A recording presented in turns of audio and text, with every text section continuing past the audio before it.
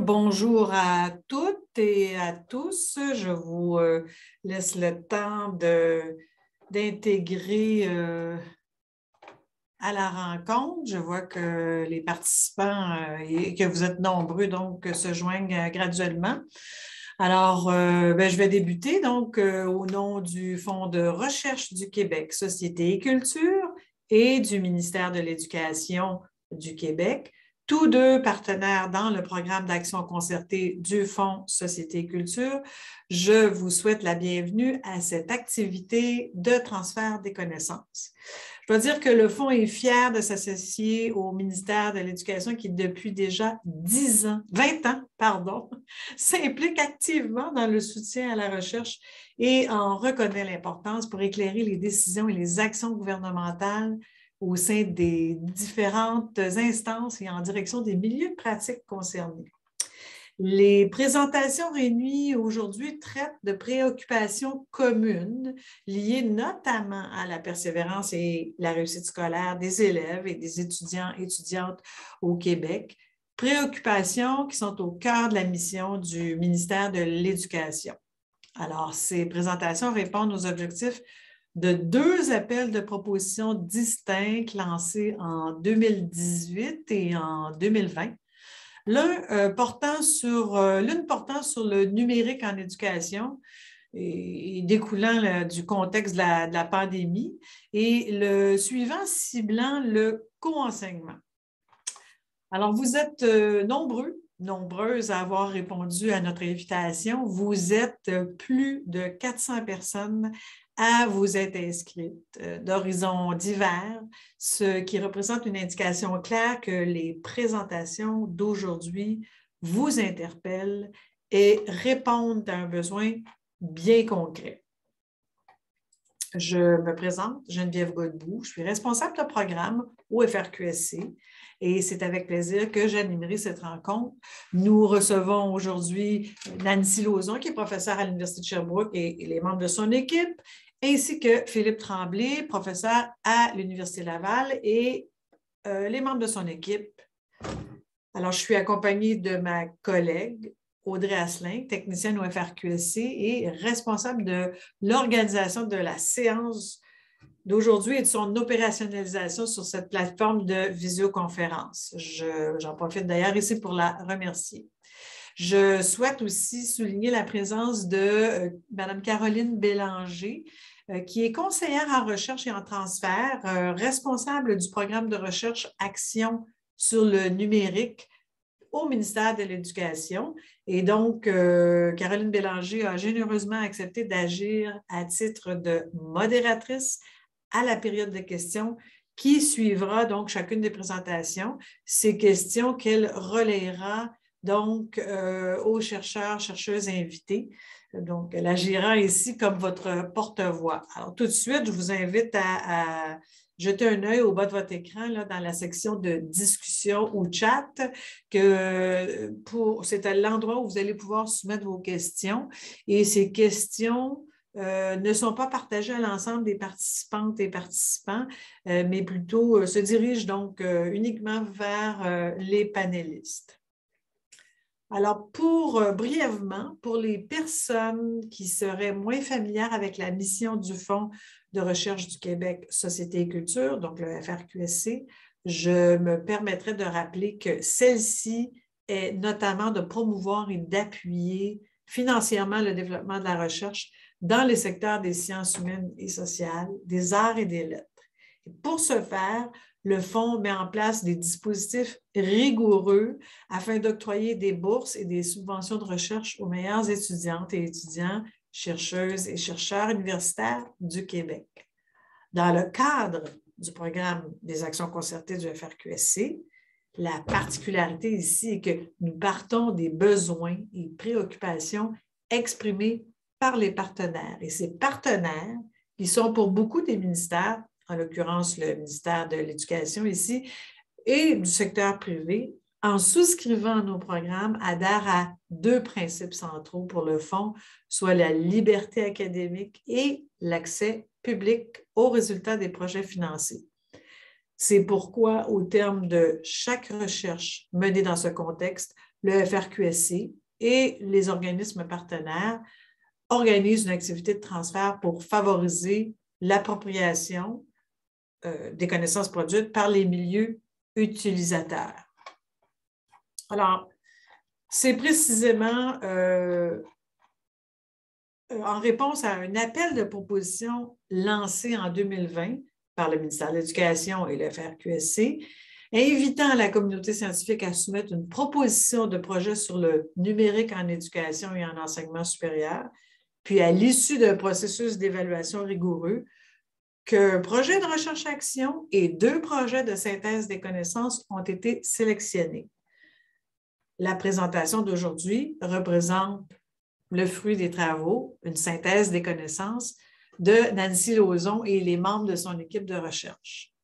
Alors, bien sûr, il y a une mise en contexte. On est en période de pandémie et la place qu'occupe le numérique dans l'enseignement a mené à cet appel de proposition.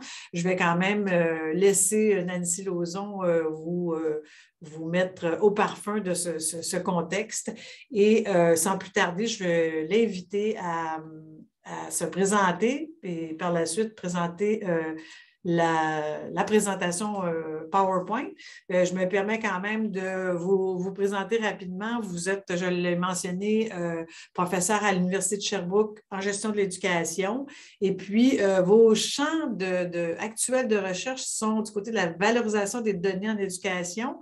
On parle de prise de décision basée sur ces données et gestion stratégique des ressources humaines, dont l'accompagnement des personnes, bon, on mentionnait NLQ, je vais vous laisser le préciser, et issu ou issu de l'immigration. Alors, je vous cède immédiatement la parole, Nancy Lauzon. Merci beaucoup, Mme Godbout. Alors, NLQ, on parle de non légalement qualifié, effectivement, qui est un nouveau défi dans nos milieux, défi depuis quelques années. En ce qui nous concerne ce matin, donc, d'abord, mes collègues et moi vous remercions de prendre ce temps-là pour venir écouter les points saillants, mais aussi échanger avec nous par la suite. Je vais vous dire que compte tenu de l'envergure de la synthèse des connaissances que nous avons fait, nous avons créé des sous-équipes de travail. Et c'est de cette façon-là qu'on va présenter les points saillants, c'est-à-dire qu'il va y avoir 4 représentants de chacune de ces sous-équipes, qui va vous présenter points saillants. On va débuter avec Naomi, que j'appelle toujours Noémie. Donc, Naomi, pour débuter, elle pourra se présenter et présenter les questions sur lesquelles elle a travaillé. Par la suite, ce sera André Villeneuve. Ensuite, ce sera Michel Lacasse. Et enfin, Martine Picard. Donc, dès maintenant, Naomi, je te laisse le micro. Merci beaucoup. Merci beaucoup, Mme Nancy. Donc, je peux partager mon écran? Bon matin à tous et à toutes. J'espère que vous allez bien. Je me présente Naomi Fournier-Dubé. En fait, je suis professeure chargée d'enseignement à l'Université de Montréal et j'ai eu la chance de travailler avec M. Jean Bernatchez et Mme Marie-Alexandre en ce qui concerne les besoins des élèves en formation à distance. J'attire votre attention pour le mot « élève ». En fait, on a inclus dans notre recension d'écrit tous les individus du préscolaire à la formation générale des adultes et le tout s'est arrêté là, en fait, autour du mois d'avril 2021. Donc, tout ce qui est, en fait, les publications au regard de la COVID commençaient à apparaître, mais en fait, n'a pas été teinté de manière, on va dire, substantielle des écrits relatifs à la COVID. Donc, bien que le tout s'inscrit dans cette mouvance. La première question à laquelle nous avions, en fait, à répondre était quels sont les besoins des élèves en contexte de formation à distance? Et par besoin, vous allez voir, en fait, que plusieurs éléments peuvent se retrouver également dans un contexte de classe, on va dire, régulière et non en formation à distance.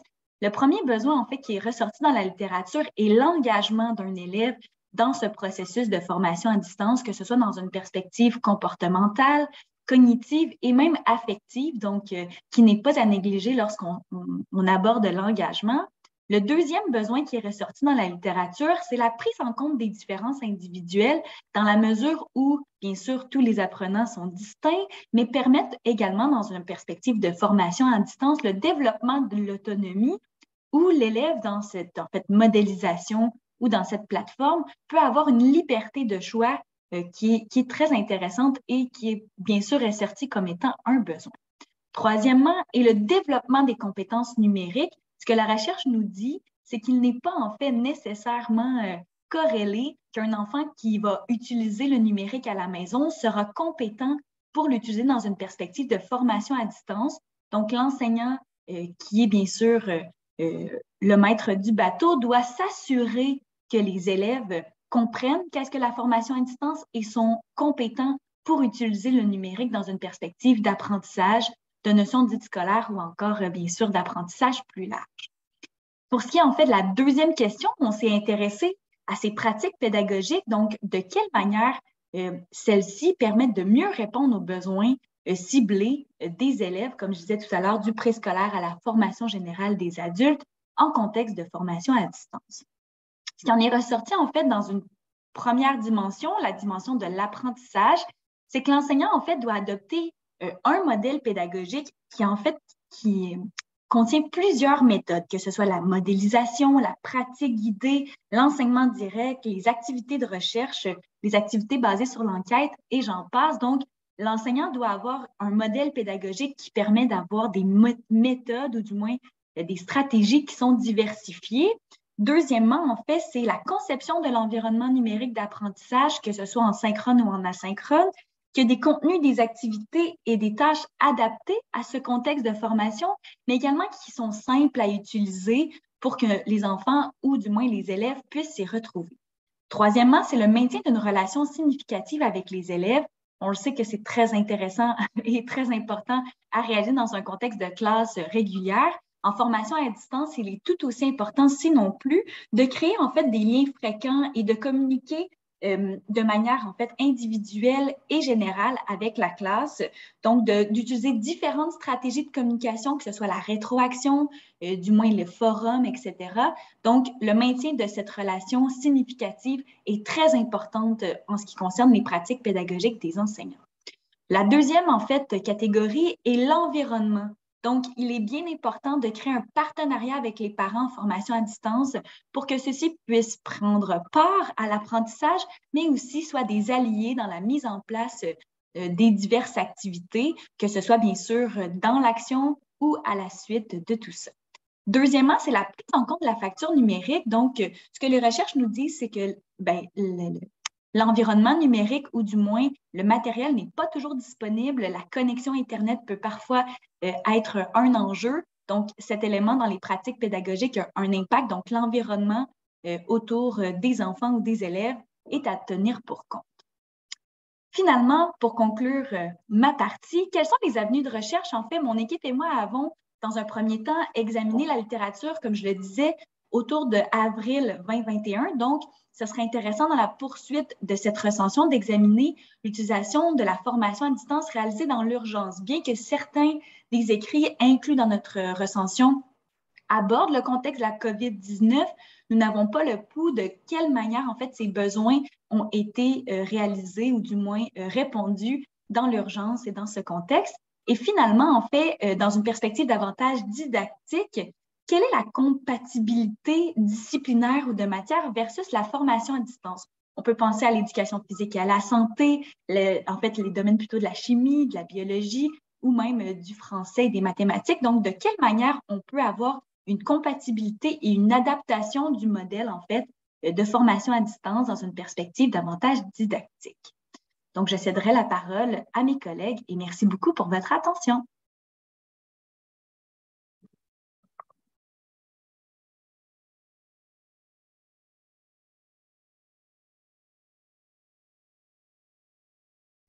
Alors, je vais poursuivre le temps de partager mon écran.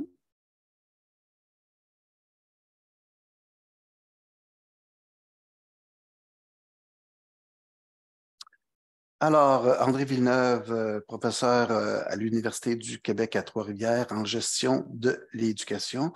Je forme une diade avec Alain Huot, mon collègue également professeur à l'UQTR en gestion de l'éducation. Nous sommes partis d'une question initiale, donc quelles sont les activités de formation continue qui favorisent le développement des compétences numériques des enseignants?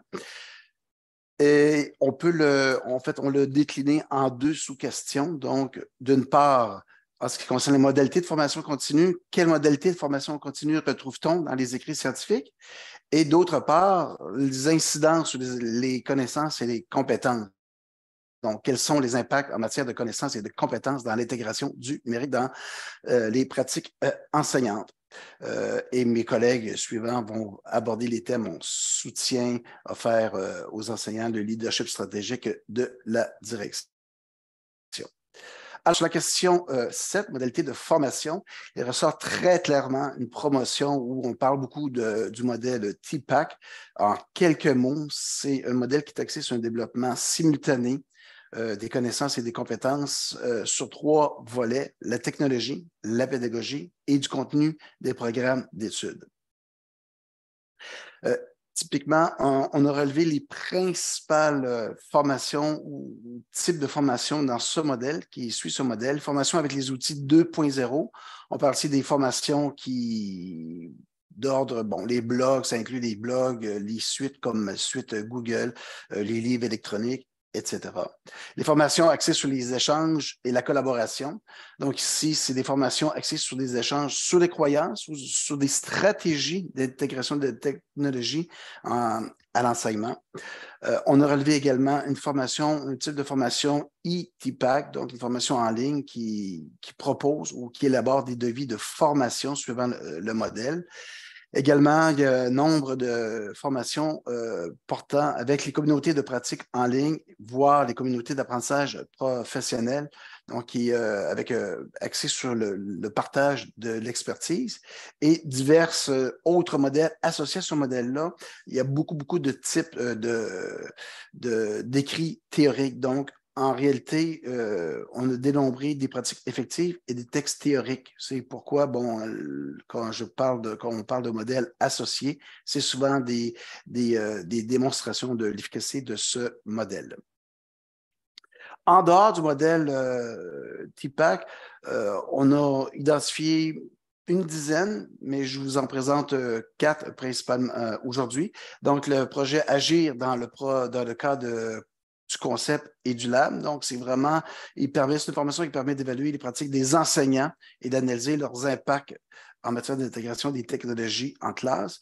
C'est une formation qui est axée sur des actions collectives, sur la pédagogie active, sur l'expérimentation. C'est clairement orienté sur les solutions. Un autre type, c'est une formation en ligne sans contenu et axée sur la demande. Donc, on a dénombré un certain nombre. C'est très variable. Donc, il n'y a pas de contenu. C'est vraiment axé sur les besoins spécifiques dans les milieux. Un autre type, c'est la formation associée aux technologies de l'information et des communications. Et ici, nombre d'études de cas qui ont été dénombrés, donc soit axés sur le contenu numérique, les outils en ligne, les ateliers réflexifs, etc., pour ne nommer que celle-là. Et je continue avec la formation axée sur l'apprentissage mobile. Ici, c'est axé sur le développement de l'autonomie sur l'usage des outils mobiles et avec les applications qui sont afférentes. Les incidences sur les connaissances et les compétences, si on revient au modèle TPACK, on a dénombré quand même près d'une dizaine, mais je porte l'attention sur celles qui sont entourées surlignées en vert, une capacité accrue à choisir les outils en fonction des objectifs pédagogiques poursuivis, capacité accrue à évaluer la progression des apprentissages. On note aussi les personnes, les utilisateurs qui maîtrisent bien les outils, c'est un facteur qui favorise la collaboration. Donc, dit autrement, faut favoriser les outils dont les utilisateurs maîtrisent bien l'usage. Un indicateur aussi qu'on a vu qui était important, c'est l'engagement personnel dans le cadre d'équipes collaboratives de type communauté d'apprentissage professionnel notamment, où l'amélioration des connaissances et des compétences est corrélée avec l'intensité de l'engagement du personnel dans ce cadre collaboratif. Les incidences sur les connaissances et compétences hors modèle TPACK. En fait, on a relevé des facteurs contributifs pour l'amélioration de la formation. Et les 3 principaux sur lesquels j'aimerais apporter votre attention, c'est d'impliquer toute l'équipe école en fonction d'objectifs précis de formation continue à l'égard du numérique, des technologies d'intégration à l'enseignement, favoriser la formation en contexte varié de pédagogie. On note notamment les classes inversées, pour ne citer qu'un exemple, et axer la formation sur les fonctions pédagogiques des outils. Ça revient constamment au lieu d'une formation axée sur l'instrumentalisation des outils. Donc, vraiment avoir une perspective pédagogique dans l'usage des technologies en classe. Les limites, on doit se rendre compte que c'est beaucoup d'études de cas qu'on a dénombrées, malgré que le modèle TIPAC, on retrouve des méthodologies quantitatives et qualitatives. C'est tout de même la large part, c'est basé sur des initiatives locales dans les milieux, donc des études de cas. Et les incidences, c'est très, très, très souvent des incidences déclarées et non sur des variables qui ont été isolées. C'est pourquoi, donc, il y a comme une recommandation qui émerge là, sur les pistes de développement en recherche, c'est de privilégier ou de mener davantage de recherche employant, utilisant des méthodologies mixtes, quantitatives et longitudinales, justement pour connaître davantage les effets des modalités de formation, effectuer un suivi sur l'évolution des changements, des influences, des compétences de façon réelle et de mieux comprendre les transformations et croyances et attitudes des utilisateurs. Et une piste de développement vraiment intéressante que nous avons identifiée, c'est le modèle de développement professionnel de Loves et Wells. Eux, ils préconisent de faire passer un questionnaire préalable à la formation suivant le modèle TAM. Donc, le modèle TAM, c'est un modèle d'acceptation de la technologie que ma collègue va vous déployer, va l'expliciter davantage plus loin. Donc, ça permet, en fait, c'est un modèle qui mesure la perception des utilisateurs quant aux outils, à leur utilité et à leur facilité. Cette connaissance-là permet de projeter une augmentation du niveau de confiance relative à l'intégration de la technologie dans les salles de classe. Et je vous remercie de votre attention. Voici les références choisies. Je cède la parole à mon collègue. Merci.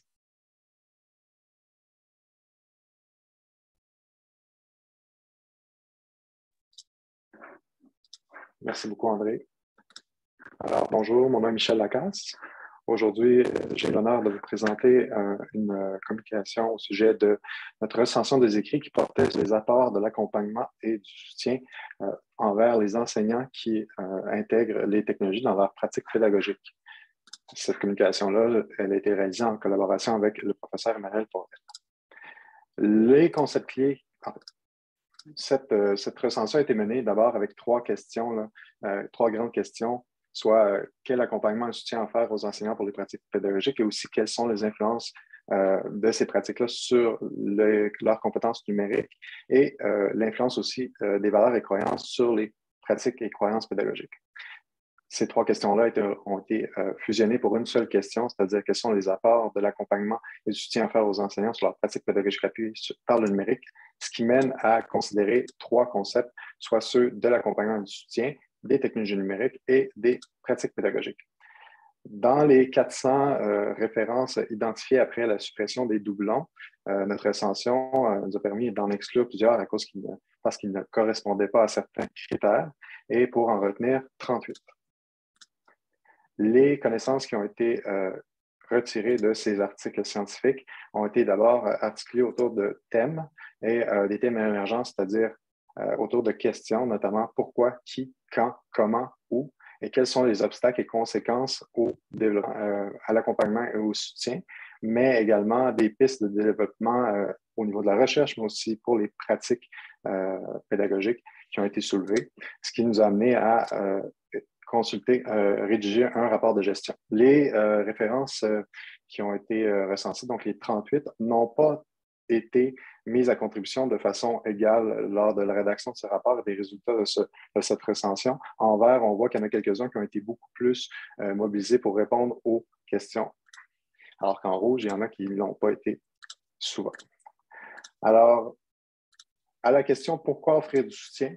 D'abord, pour des développements, on parle de développement de pratiques qui intègrent les technologies, aussi pour modifier les attitudes à l'égard des technologies, également pour créer des ressources pédagogiques. Mais aussi, du soutien peut être offert lorsqu'il est question de grands changements. par exemple pour l'implantation ou la poursuite d'un plan, d'un programme, de projet, de modèle aussi de développement professionnel.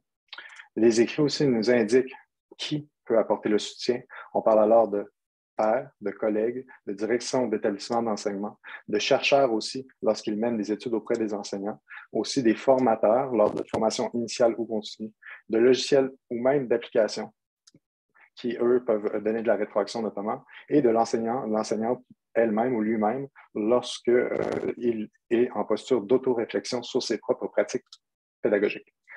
Le soutien aussi peut être offert à différents moments, c'est-à-dire en continu, durant une durée déterminée ou variable qui peut varier entre 1 heure à plusieurs années, notamment dans le cadre d'un projet de recherche parfois, où c'est une étude longitudinale, il y a du soutien qui est offert pendant plusieurs années.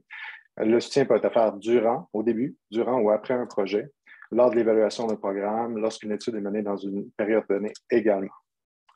Les écrits aussi nous indiquent que le soutien peut être offert de différentes manières, donc lors d'une formation, un atelier, un programme de développement professionnel, lorsqu'il y a vraiment du soutien personnalisé, de l'accompagnement, de la co-intervention entre un pair, 2 pairs, ou du coaching qui est offert.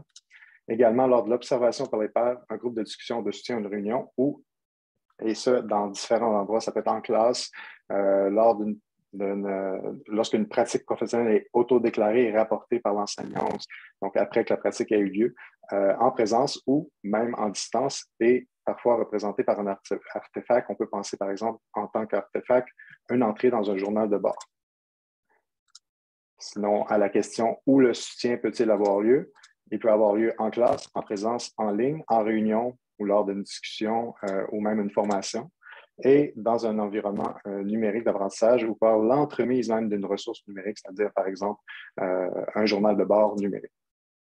Les obstacles, les conséquences au soutien peuvent être divers. On peut penser à un manque de soutien de la part notamment des pairs d'administration ou de la direction d'établissement d'enseignement, du district ou du centre de service scolaire, des politiques en vigueur.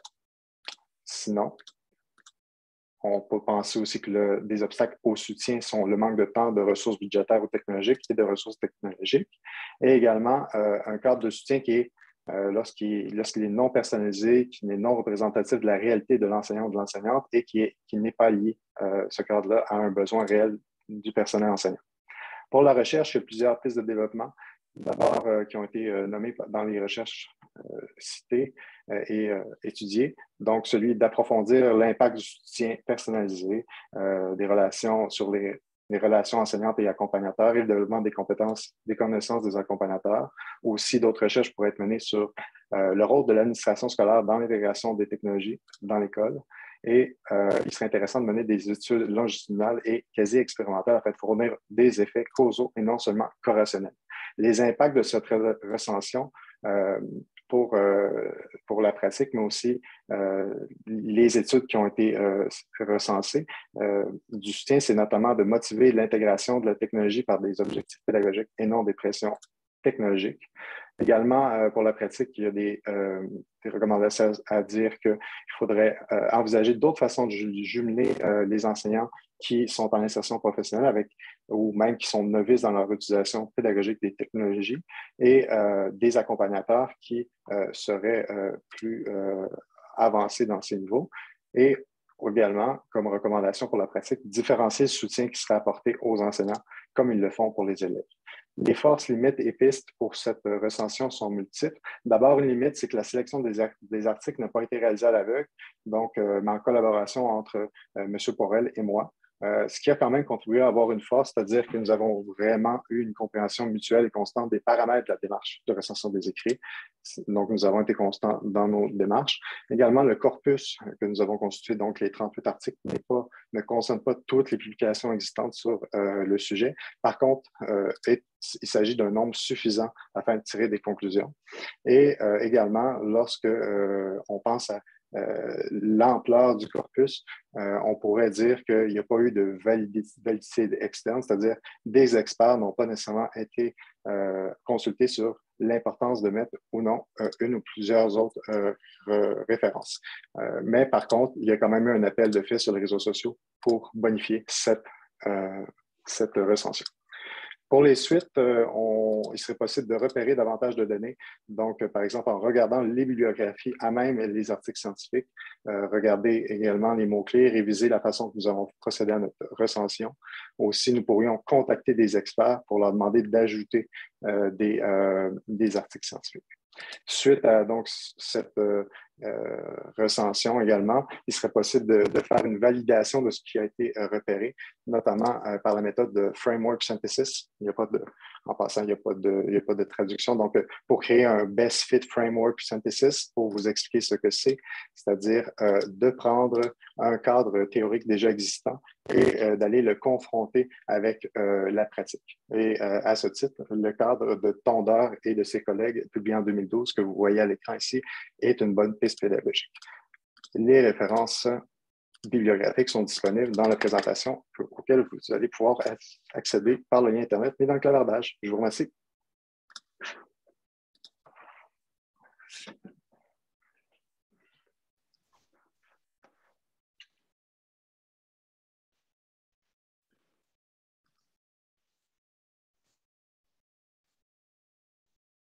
Alors, je vais poursuivre. Bonjour à toutes et à tous. Tout d'abord, j'aimerais remercier le Fonds de recherche du Québec Société et Culture ainsi que le ministère de l'Éducation pour avoir permis le déploiement de cette vaste revue de littérature. Professeur Nancy Lauzon et moi-même, doctorante à l'Université de Sherbrooke, nous avons posé une lunette d'approche sur le volet du leadership stratégique de la direction d'établissement en lien avec l'usage des outils numériques ainsi que les données.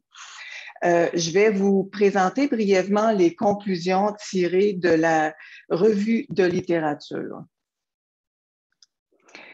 Tout d'abord, les chercheurs, en parlant de leadership en lien avec l'usage du numérique et des données, parlent généralement d'une posture de leadership qui se concentre sur 3 pôles principaux.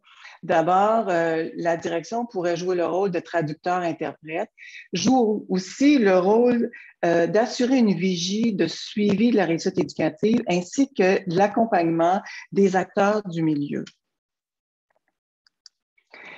Le pôle traducteur et accompagnateur, bien, ce qu'il faut savoir, c'est que les chercheurs ont exploré plusieurs voies et se sont également intéressés à diverses questions, mais sans toutefois avoir un cadre de référence commun. Alors, notre défi à nous a été d'organiser l'information afin de mettre en lumière la prise de décision. Pour ce faire, nous avons utilisé le modèle TAM que on vous a parlé tout à l'heure, qui est le modèle d'acceptation de la technologie. Pourquoi? Parce que ce dernier propose de considérer des caractéristiques qui visent à influencer positivement l'adoption du numérique. Pourquoi? Cette perspective, non seulement de gestion de projet, mais elle a également un volet de gestion de transformation en matière d'innovation. Voici donc un exemple du rôle que pourrait jouer la direction en tant que pôle de traducteur et accompagnateur. La plupart des recherches ont déjà avancé que les interventions devraient viser les grandes catégories qu'on voit à la gauche, les grandes catégories d'intervention que l'on peut lire dans le cadre vert, c'est-à-dire de travailler à augmenter le niveau de maturité numérique, ce que les auteurs appellent parfois de readiness ou de e-capacity, afin de favoriser l'adoption de l'utilisation des outils numériques ou encore l'utilisation des données.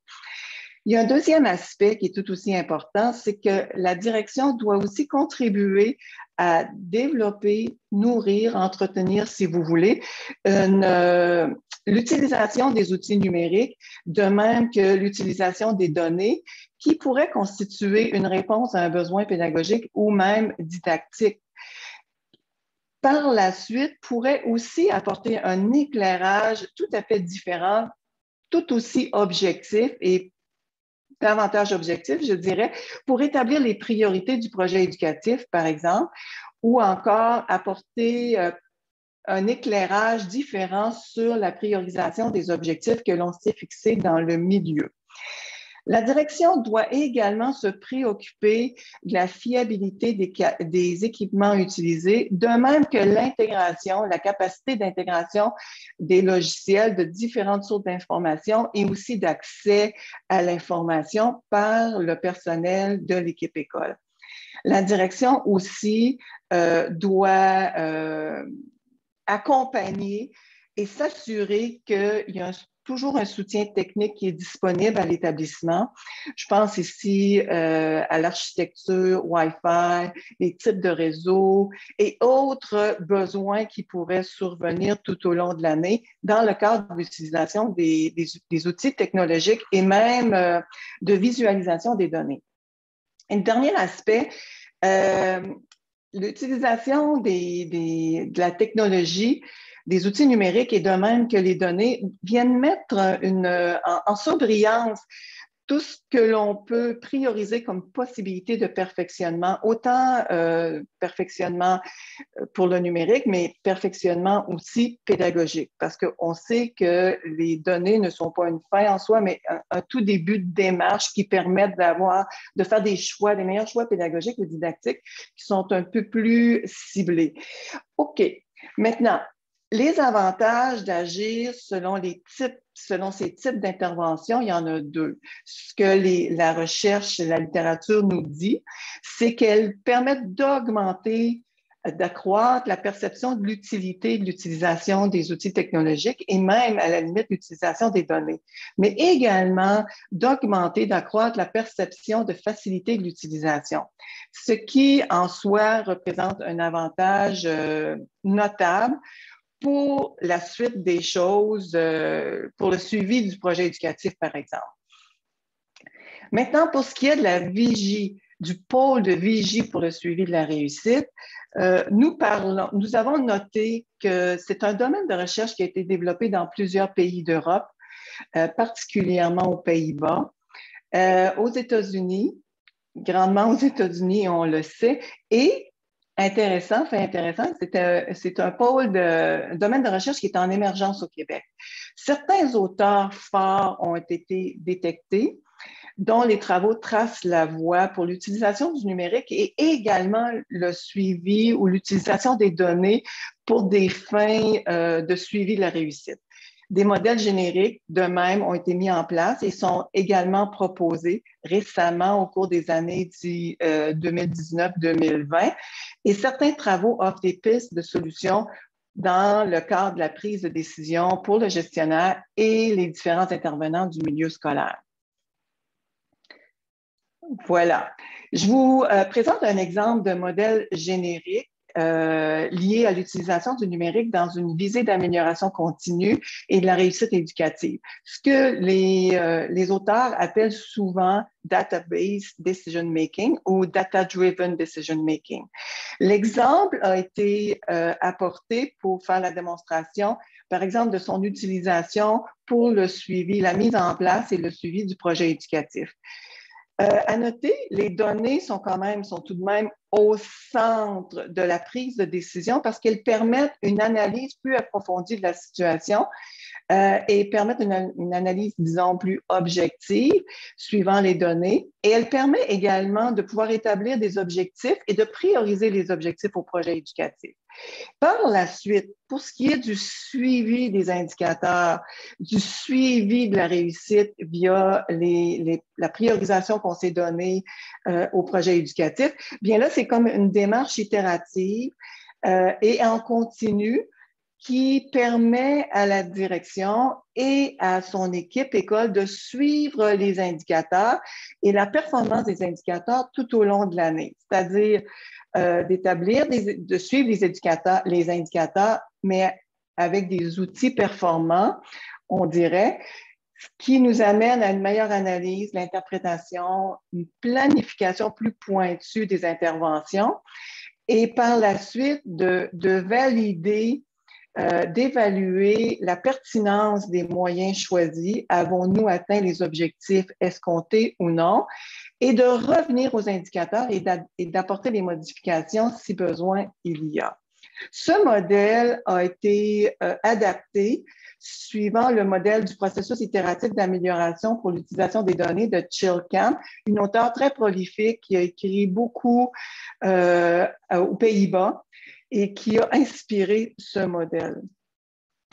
Et pour ce qui est de la prise de décision, rappelons tout simplement que les caractéristiques définies par les auteurs, dont des données pour les données, dont des données actuelles, des données fiables, des données pertinentes, permettent de répondre à plusieurs besoins.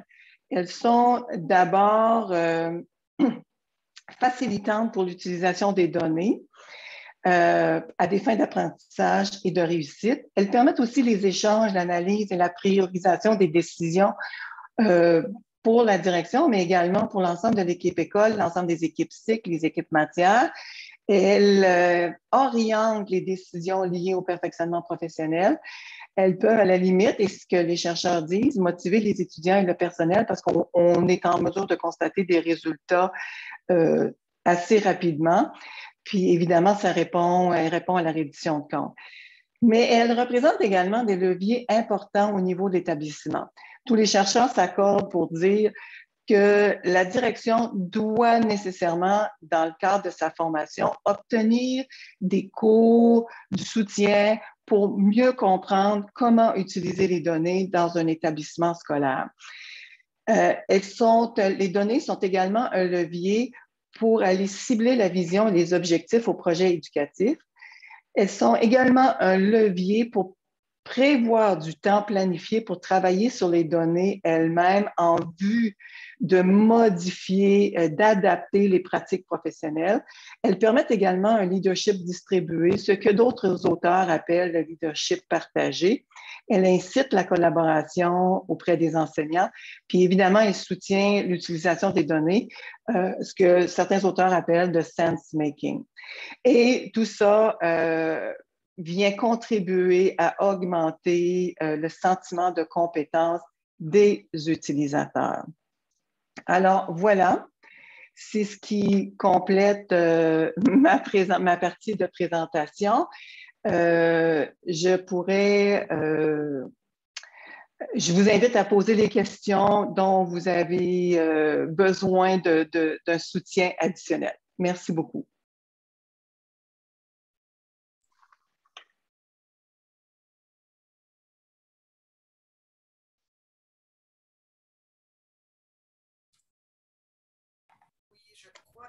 Nancy Lauzon, vous deviez reprendre la parole pour conclure. Vous ouvrez votre micro, merci. Oui, merci beaucoup. Alors, bien sûr, ce sont les points saillants. Dans le rapport, vous allez voir beaucoup plus les détails. On n'a pas beaucoup parlé non plus de la démarche. Il va y avoir aussi, dans quelques temps, des sommaires de gestion. Je vais bien parler, des sommaires de gestion qui vont être disponibles. Donc, à la fois, on aura une introduction sur notre démarche, mais par la suite, pour chacune des sous-équipes, il y aura également un sommaire de gestion qui sera proposé.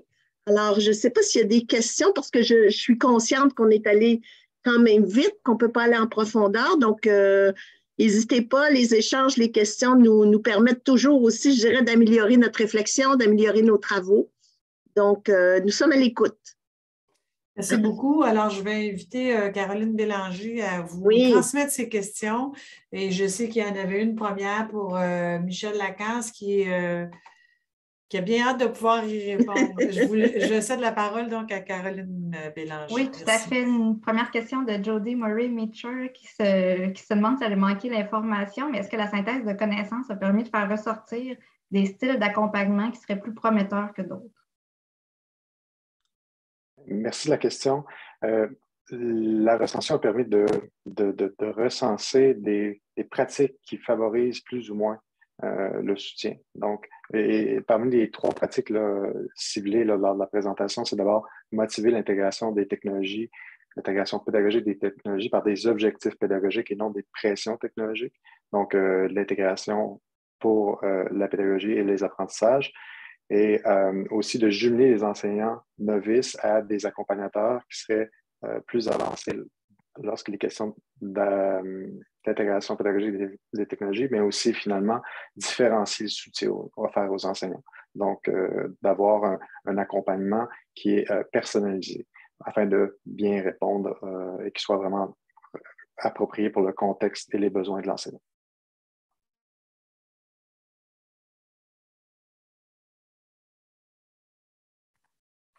Il y a une autre question aussi de Julie Bourque qui se demande c'est quoi les plateformes numériques utilisées pour l'enseignement à distance qui offrent la meilleure accessibilité au contenu, par exemple sur le plan visuel, au niveau de l'organisation des contenus d'information, la facilité d'utilisation. Donc, elle aimerait vous entendre à ce sujet.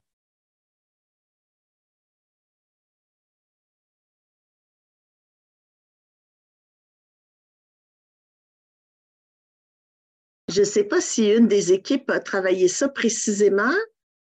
Nous, en fait, on n'a pas travaillé sur les différentes plateformes, mais du moins dans le rapport de gestion, vous avez qu'est-ce que la plateforme devrait contenir ou du moins quelles sont les actions qu'un enseignant doit mettre en place pour pouvoir avoir on va dire une modélisation optimale, que ce soit le forum, l'échange par courriel, l'envoi de vidéos, etc. Donc, dans le rapport, là, vous avez des exemples issus de la littérature qui sont bien sûr une synthèse, mais ce que vous pouvez faire en ajout, bien sûr, si vous avez le temps, c'est d'aller dans les différentes références pour celles qui vous semblent le plus parlantes pour vous. Mais on s'entend qu'un environnement comme Moodle ou comme Teams, ce sont bien sûr des plateformes qui soutiennent, mais c'est l'enseignant qui doit modéliser le tout. Donc, dans le rapport de gestion, vous pourrez trouver certaines réponses à votre question, mais notre objectif n'était pas de faire un état des lieux sur qu'est-ce qui existe comme outil numérique. Merci, Naomi. Mais je comprends qu'il y a peut-être certains critères que les gens peuvent dégager de votre... Oui, tout à fait. Quelles sont les bonnes pratiques à adopter lorsqu'on met en place une formation à distance? Merci beaucoup, Naomi. Michel? Je peux proposer une autre aussi, un élément de réponse. Oui, merci. Il y a tout de même des études qui ont été recensées où on constate, par exemple, l'apport du soutien lors de l'implantation d'un outil. Donc, par exemple, c'est intéressant de voir justement quel parcours, comment l'outil a été implanté et quels sont les critères qui ont fait que ça a plus ou moins bien fonctionné. Ces critères-là pourraient être réutilisés pour d'autres outils afin de déterminer si justement ils sont appropriés, s'il y a du soutien plus ou moins nécessaire. Merci. Donc, je vois que c'est en complément. Ce que tu proposes est vraiment en complément pour quelqu'un qui veut prendre des décisions. Merci beaucoup, Michel.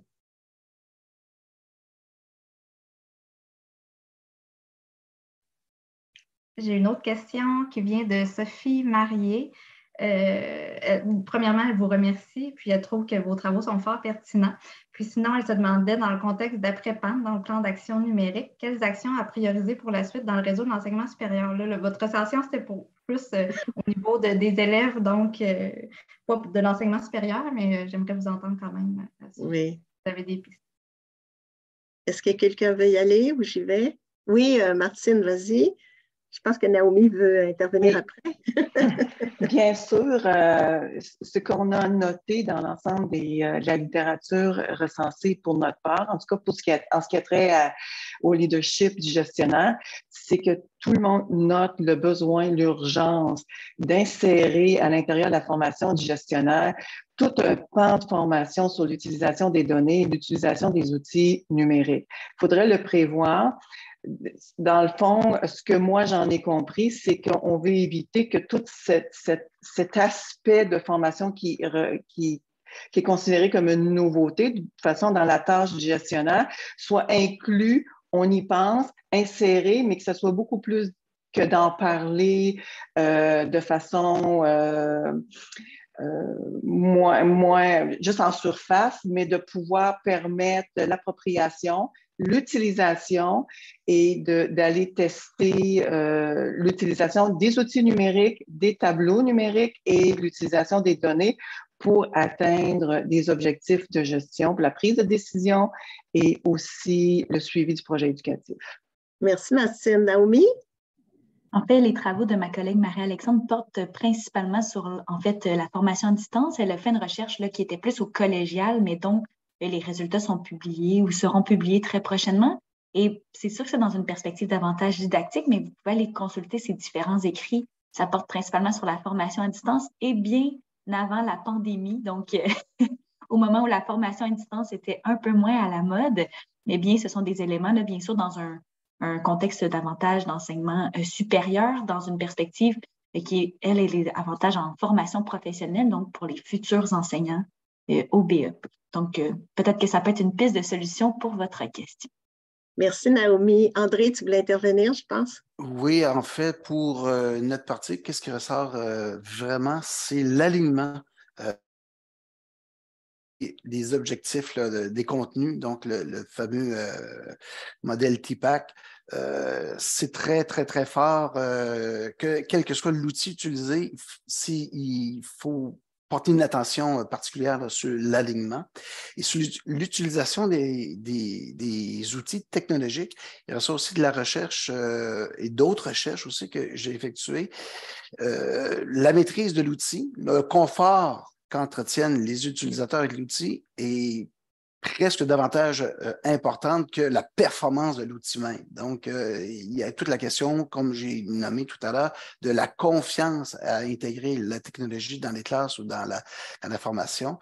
Donc, il y a quand même des aspects à se poser comme question. Je sais qu'il y a un chercheur, Marsh, qui dit si les outils sont décidés, même co-construits pour l'utilisation des données ou les appareillages technologiques, mais ils vont avoir de perception beaucoup plus pertinente à être utilisé qu'un outil qui serait comme extraordinaire au vu et au su de tous. Donc, c'est des pistes envisagées vraiment. Ce n'est pas si clair que s'il y a des nuances à apporter, oui. Merci, André. Michel, est-ce que tu voulais intervenir ou ta main est... OK, merci. Peut-être que j'ajouterais en lien justement avec ce que mes collègues disaient. J'ai l'impression que ce qui peut être fait, c'est vraiment, on le disait, le modèle TAM, même s'il est utilisé, ça fait longtemps, les travaux qu'on a donnés, là, 24Tech aussi, mais c'est vraiment qu'est-ce qu'on peut faire pour favoriser une perception d'utilité et une perception de facilité d'utilisation. Je pense qu'on se rejoint là. Mais c'est certain qu'à partir de là, on va parler de l'intention d'utiliser. Par la suite, il y a aussi des conditions à mettre en place dans l'environnement pour effectivement que cette intention-là, je dirais, se concrétise dans des comportements.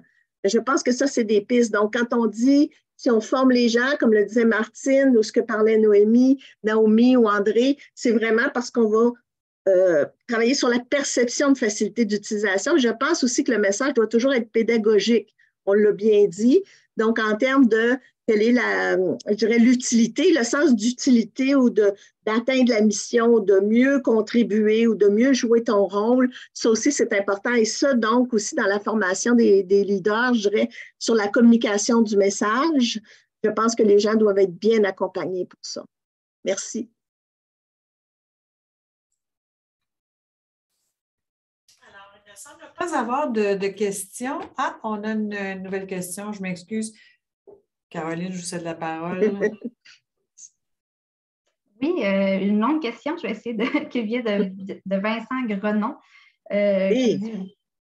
Dans le fond, pour le bénéfice de tout le monde, je vais quand même la lire. Là. Les facteurs d'intégration d'éthique ne semblent pas avoir bougé depuis le début des années 2000. Les sites Becta avaient catégorisé de grands regroupements de facteurs dont vous en faites ressortir certains. La question, vous recensez le modèle TAM qui est encore beaucoup utilisé dans les différents domaines, robotique, social, intégration d'éthique, etc. Il demeure pertinent. Vous avancez le recours au modèle de VanCatech. Oui, merci. Dans les futures recherches, toutefois, la qualité des variables intégrées dans ce modèle limite grandement son utilisation dans les études. Donc, un peu une question commentaire. Oui, tout à fait.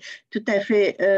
Si on prend, nous, c'est sûr qu'on travaille sur le leadership, mais je dirais que c'est à date le modèle qu'on a trouvé, peut-être qu'il est, malgré ses limites, qui est le plus, je dirais, pertinent pour intégrer au niveau du leadership des données. Parce que, comme le disait Martine, Vincent, parce que je connais Vincent, c'est mon collègue, les données au niveau du leadership, du rôle du leadership sont tout à fait une mosaïque. Et je vous dirais, on a tant des statistiques descriptives, on a des corrélations. Donc, c'est très, très difficile d'intégrer. Ça, dans le rapport, on l'indique. c'est très difficile d'amener des conclusions, il faut être très prudent. Et le modèle qu'on trouve à date pour penser à une prise de décision, quand on fait une revue systématique, c'est le modèle à date qu'on a trouvé, là, qui était probablement le plus pertinent, mais qui, c'est certain, a des limites. Et on a très peu de recherches, du moins celles qu'on a recensées, qui tentent de développer des modèles qui tiennent compte de l'interaction entre les différentes variables. Alors ça aussi, c'est un problème, là. C'est pour ça que je parlais de mosaïque et que Martine parle de mosaïque. Mais merci beaucoup pour votre commentaire, Vincent.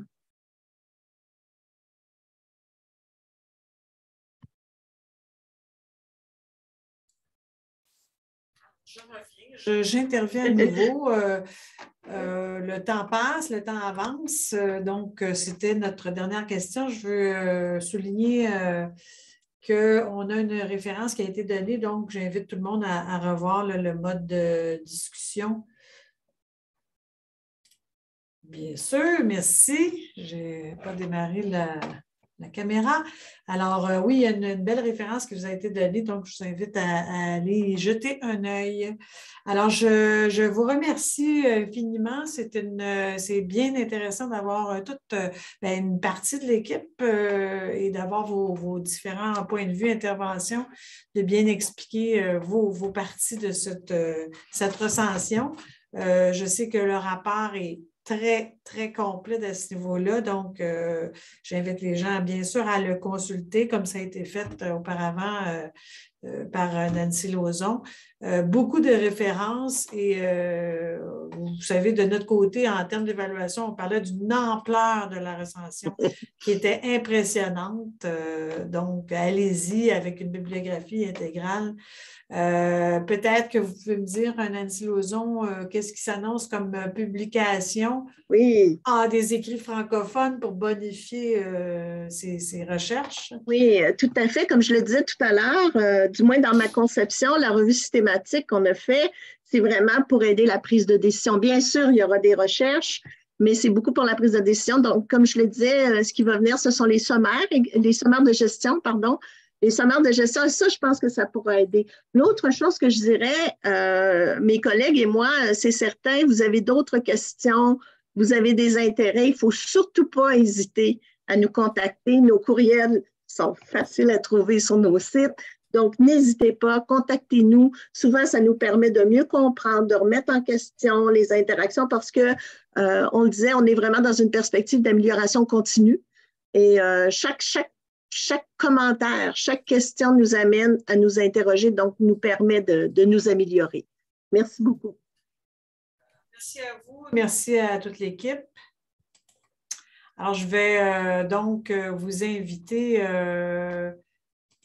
à une seconde présentation. Et comme je le mentionnais en début de rencontre, cette présentation découle d'un appel de proposition du programme d'action concertée Persévérance et réussite scolaire lancé en 2018. Alors, pour vous situer brièvement dans cette édition du concours, les besoins de connaissances étaient largement arrimés avec les orientations et les enjeux de la politique sur la réussite éducative, celle-ci lancée en 2017. Alors, je me tourne dès maintenant vers Philippe Tremblay, et vous êtes accompagné également de Marc Servant. Donc, Philippe Tremblay, vous êtes professeur titulaire au département d'études sur l'enseignement et l'apprentissage à l'Université Laval. Et vous avez travaillé pendant plusieurs années en tant qu'instituteur primaire en enseignement ordinaire et spécialisé avant de devenir chercheur du côté de Bruxelles, à l'Université libre de Bruxelles.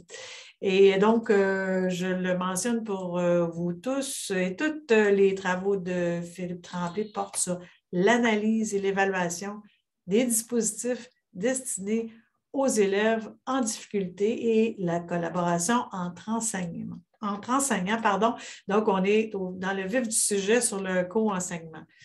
Je vais un mot pour présenter également Marc Servant qui vous accompagne. En fait, Marc Servant est directeur d'école depuis 20 ans Il a fait le parcours d'enseignement, quitté sa classe après 7 ans et s'est retrouvé en direction adjointe dans un centre éducatif, etc. Donc, il a mené à la direction, d'une école primaire pendant 13 ans ensuite.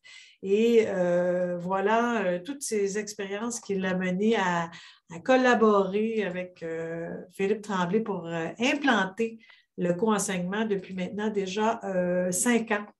Et je vais le laisser tout à l'heure vous préciser sa conviction quant au co-enseignement, ce que ça représente comme levier pour l'organisation dans les écoles et les services. Alors, je donne la parole à Philippe Tremblay pour nous présenter le fruit de vos travaux. Votre PowerPoint qu'on voit actuellement à l'écran n'est pas en présentation. Là, on voit 2 diapositives en même temps. Peut-être revoir le paramètre d'affichage, si c'est possible. C'est comme ça? Là, on voit votre outil de...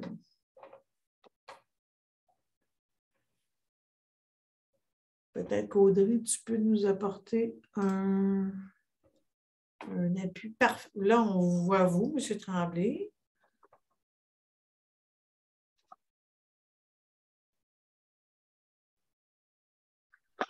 Pas mal. Je fais ça encore une fois. J'arrête le partage. Je redémarre.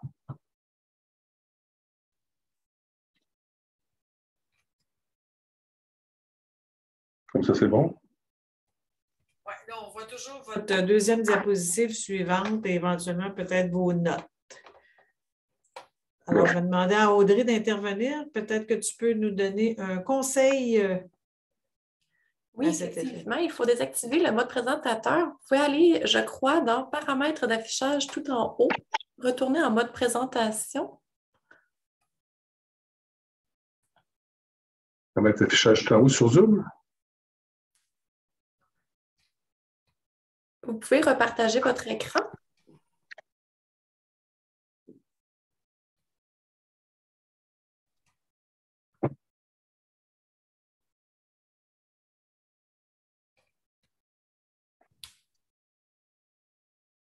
Menu diaporama, Philippe, juste en haut, je crois. C'est ça, donc dans le paramètre d'affichage en haut.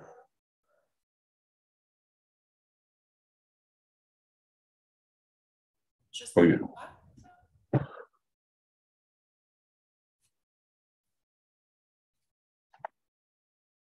Avec vidéo panel, non?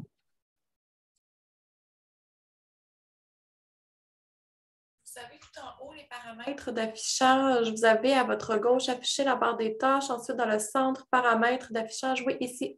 OK. Donc, vous faites basculer. Voilà. Parfait. Bon. Toujours des stress, hein? Bon, bonjour, bienvenue à la présentation le co-enseignement secondaire comme dispositif pour soutenir la réussite scolaire des élèves et une recherche action. Bon, comme on nous laissait 30 minutes et qu'il y a un rapport de recherche, je vais aller à l'essentiel aujourd'hui. Je vais vous laisser lire le rapport, puis essayer de faire un peu, d'apporter des éclairages nouveaux parce qu'il y a eu des articles qui sont sortis depuis. Puis on n'a que 30 minutes, donc on va aller à l'essentiel. Peut-être au niveau du contexte, pourquoi cette recherche aussi? Première chose, c'est qu'on voit au Québec depuis la politique d'adaptation scolaire en 2000 qu'il y a une augmentation des nombres de plans d'intervention. Il y a une inflation continue. On est rendu dans les écoles publiques à près de 25 d'élèves qui ont des plans d'intervention, donc ça met quand même une problématique. Une recherche précédente avait montré que les élèves qui quittaient le primaire avec un plan d'intervention actif, mais sans cote de handicap, comme on dit, avaient des faibles diplomations qui étaient surtout marquées chez les garçons francophones, alors que les filles anglophones s'en sortaient quand même pas si mal. Mais il y avait quand même des grandes différences entre les élèves qui avaient un plan et ceux qui n'avaient pas de plan. On peut s'en douter un peu, mais on peut penser aussi que l'aide qui est apportée pourrait permettre une plus grande diplomation. Par rapport au taux d'intégration en secondaire, on voit qu'il y a quand même une certaine stagnation en enseignement secondaire. Beaucoup d'enfants qui sont intégrés en primaire sont parfois mis en classe de cheminement particulier, classe ci, classe ça.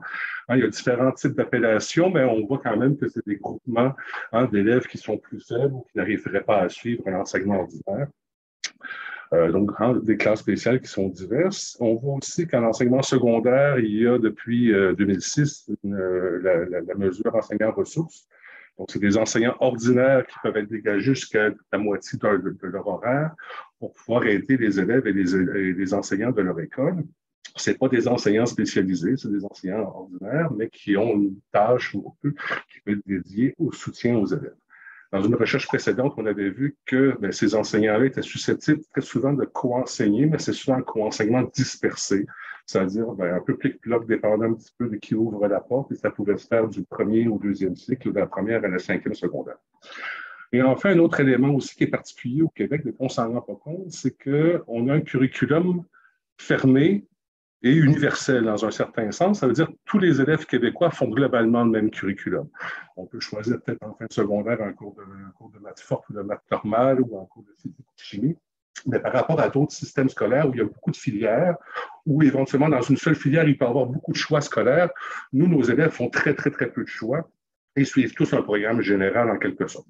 Ça veut dire qu'il y a peu de différenciation institutionnelle qui est apportée dans le système scolaire, sinon par les classes spéciales et par le redoublement. Donc, ça oblige aussi à réfléchir plus en termes de différenciation pédagogique, c'est-à-dire, comment utiliser les ressources, non pas pour séparer les élèves ou ralentir leur parcours, mais plutôt comment utiliser les ressources pour différencier au sein de la classe et gérer ces communautés. Donc, l'objectif de la recherche, c'était de mettre en œuvre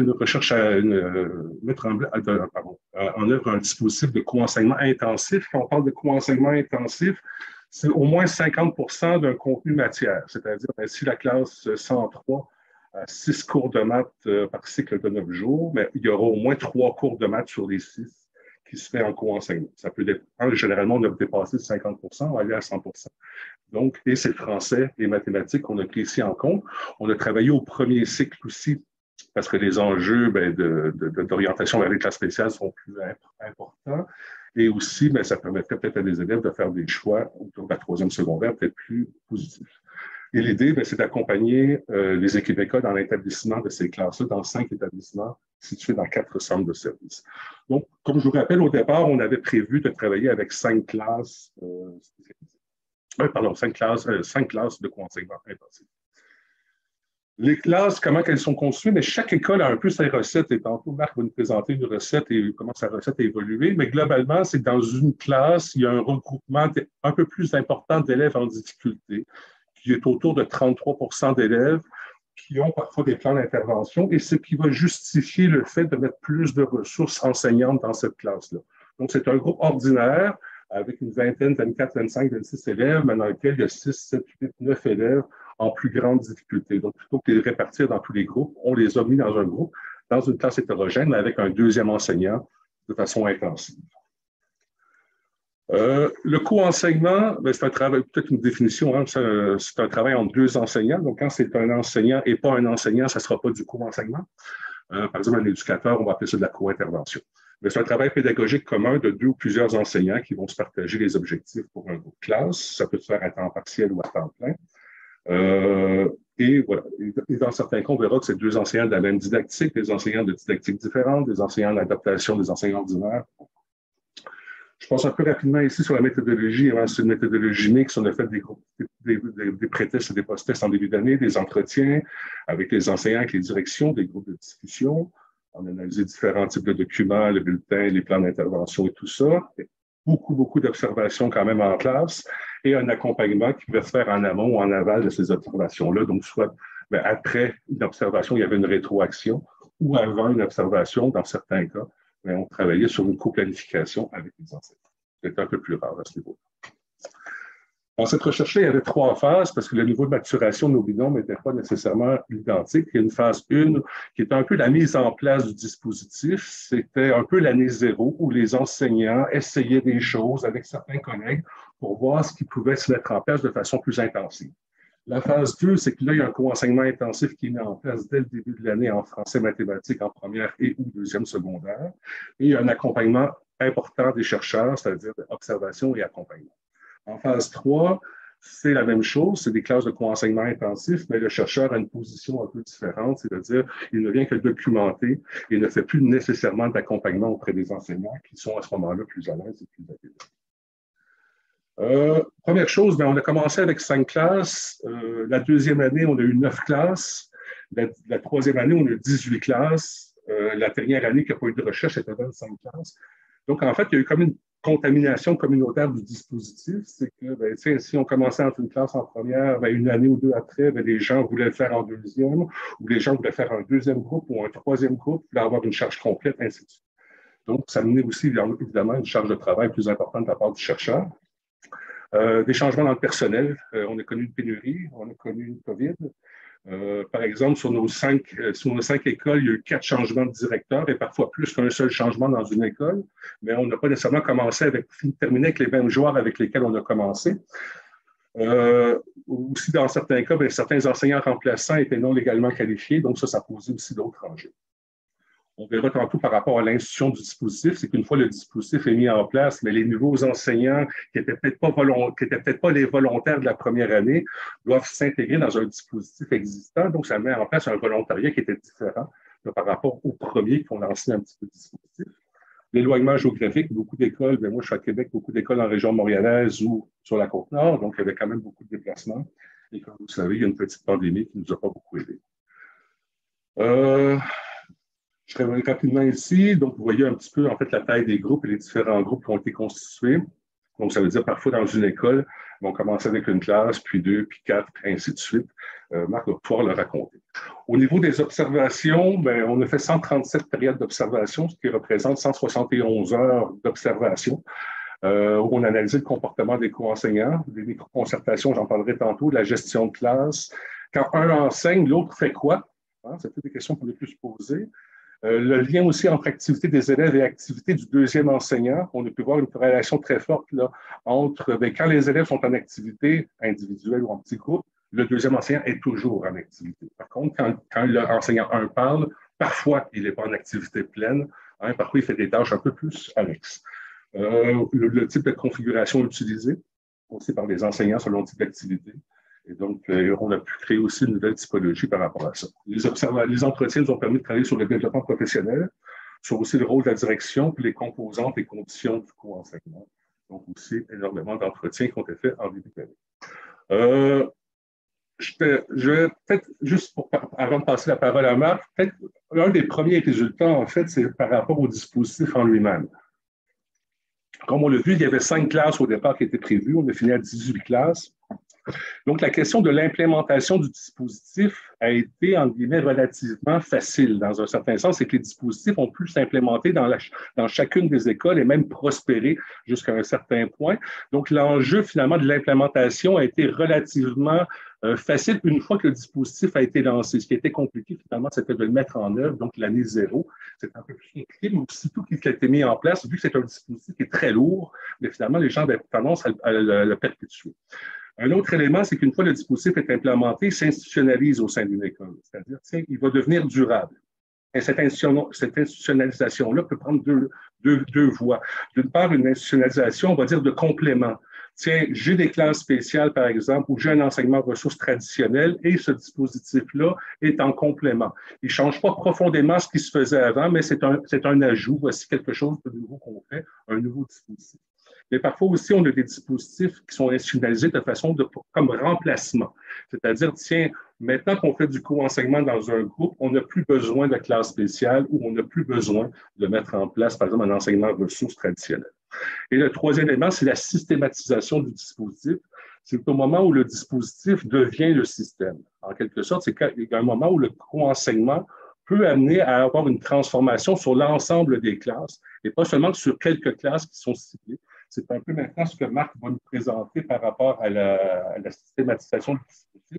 Donc, comment une école, finalement, prend en main le dispositif pour l'amener, finalement, à être diffusé, utilisé dans l'entièreté de ses classes. Je termine mon partage d'écran et laisse maintenant la parole à Marc. Merci beaucoup, Philippe. Donc, le temps aussi de me brancher, de laisser partir un peu de stress. Je vais vous avouer que c'est une première, donc une première ou presque. Donc, un gros merci en passant à tout le monde d'être là. C'est un honneur, un privilège. Merci beaucoup, Philippe, aussi, de me laisser la chance de partager les éléments plus concrets. Je m'en viens avec la présentation. Donc, en gros, mon parcours, comme il avait été présenté tout à l'heure, c'est une vingtaine d'années dans les écoles. C'est un choix concret, conscient de vivre les choses, là. On en sait beaucoup, mais quand vient le temps de les faire, c'est là qu'on comprend vraiment la complexité des processus. Donc, je vais volontairement, là, 10 minutes, là, 10 minutes d'habitude, je me présente ou je dis bonsoir. Mais, donc là, c'est un gros défi là, de vraiment garder une ligne autour du comment. C'est vraiment là-dessus.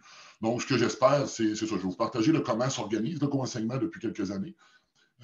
J'espère aussi que vous allez retenir que c'est un levier ou c'est un catalyseur puissant là, pour travailler, je dirais, en amont, travailler de manière préventive au sein de la classe. Ça amène une concentration des énergies, des ressources, des défis, des relations, donc, au niveau de la classe, puis ce qui concerne directement, finalement, nos élèves et nos enseignants dans le développement de leurs compétences. Donc, je démarre officiellement sur ce. Une dizaine de diapos. J'ai volontairement mis ça simple, mais je vous confirme qu'il y a beaucoup de complexité en dessous de tout ça. Donc, l'organisation du co-enseignement. Le contenu, j'ai divisé, donc, tout d'abord, les contextes de départ. C'est toujours du sommaire, c'est certain.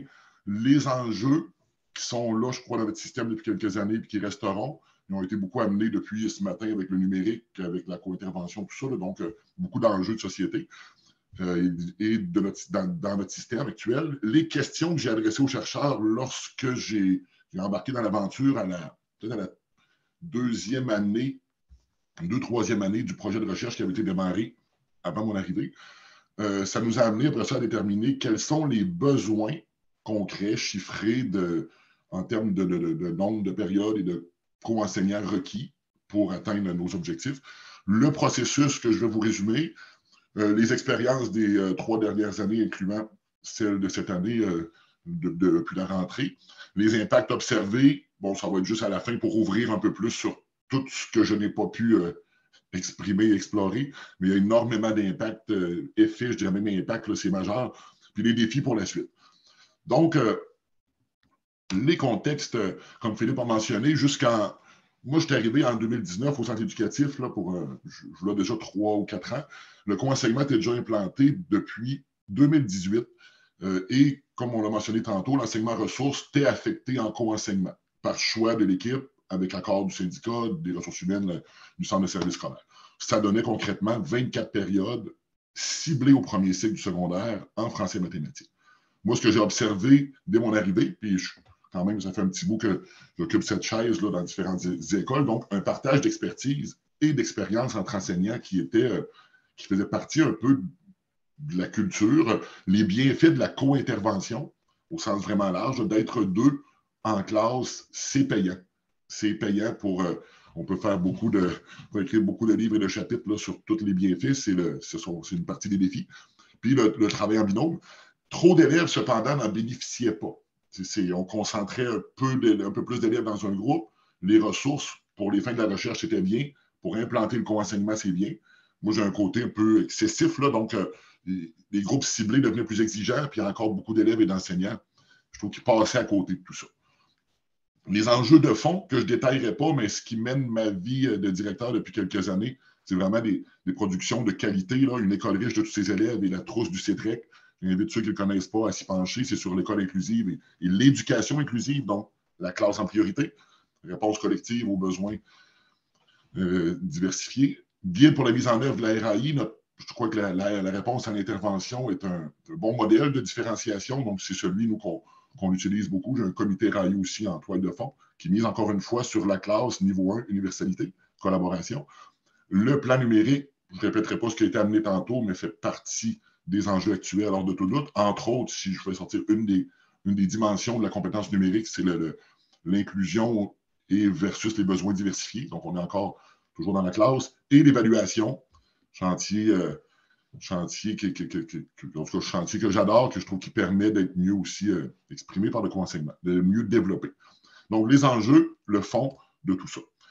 Fait que la question aux chercheurs au printemps 2020, en plein COVID, après avoir constaté qu'il y avait des bienfaits, mais que c'était, selon moi, incomplet, puis que mon idée était d'amener ça à son extrême un peu plus, donc considérant les contextes et enjeux, comment faire profiter, comment le co-enseignement pourrait profiter à plus d'élèves et à plus d'enseignants.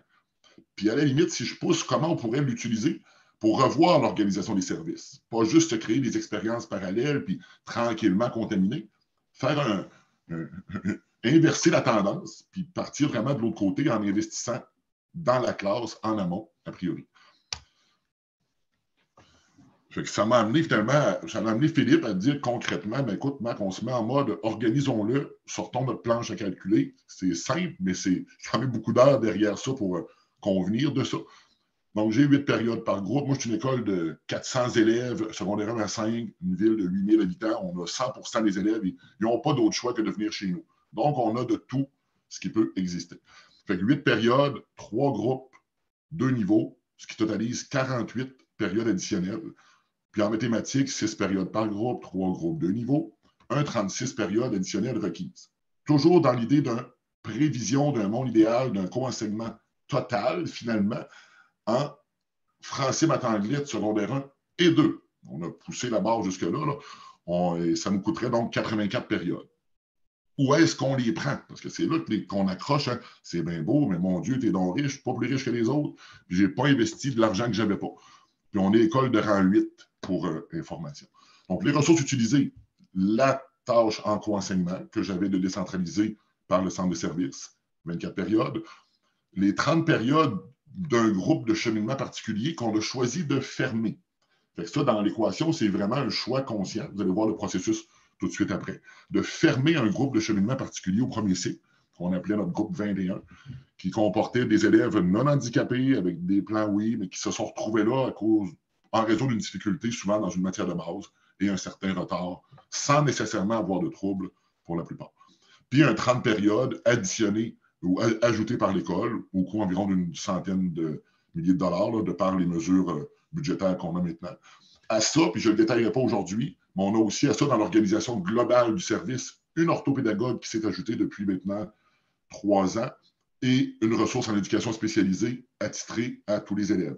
Attachée en sciences, je vous dirais, là, pour être en classe aussi, mais qui me fait un autre binôme, mais dans une logique quand même de... Les 6 groupes sont concernés par ces 2 ressources qui s'ajoutent aux co-enseignants qu'on voit ici, les 84 périodes. Donc, le processus, parce que c'est là que tout se passe au niveau de la consultation, au niveau de l'organisation scolaire. Dans le fond, je vous dirais, c'est ici la partie, je dirais pas grise, mais la partie qu'on exploite le système, c'est de faire... En réalité, je prépare mon organisation de manière très, je dirais pas archaïque, mais très traditionnelle en me basant sur ce qui existait, là, 20, 30, 40 ans, si je peux. Afin de faire ressortir un maximum de groupes et de ressources pour ne pas perdre, a priori, des enseignants qui sont déjà affectés en adaptation scolaire. Donc, on présente une organisation avec groupe de cheminement au niveau du mois de mars, avril, à la partie aux ressources humaines, au directeur général, à la partie syndicale, évidemment avec les enseignants en toile de fond, si on voit en mai, là, qui sont consultés depuis le tout début. Si je n'ai pas une volonté des enseignantes, là c'est enseignantes dans ce cas-là, à 100%, les 2 enseignantes d'adapte du groupe qu'on a fermé, et des enseignants du régulier aussi à vouloir verser vers le co-enseignement, ben on n'avancera pas. Donc, une consultation des enseignants du cheminement et du régulier pour faire un choix conscient de travailler ensemble à améliorer notre offre de service, à organiser autrement à partir de la classe comme point de départ. L'expérience des gens nous confirmait qu'on stagnait en termes de taux de réussite. Et en juin, je présente donc, et là, c'est là que je refais mes choses en incluant du co-enseignement et en intégrant, là, je mets ça entre guillemets, nos 10, 12, 15, 20 élèves maximum dans les 6 groupes que nous avions obtenus. Ma petite étoile veut dire qu'évidemment, il y a toute une question de maximum par groupe, de paramètres liés à l'organisation. La technicalité demeure.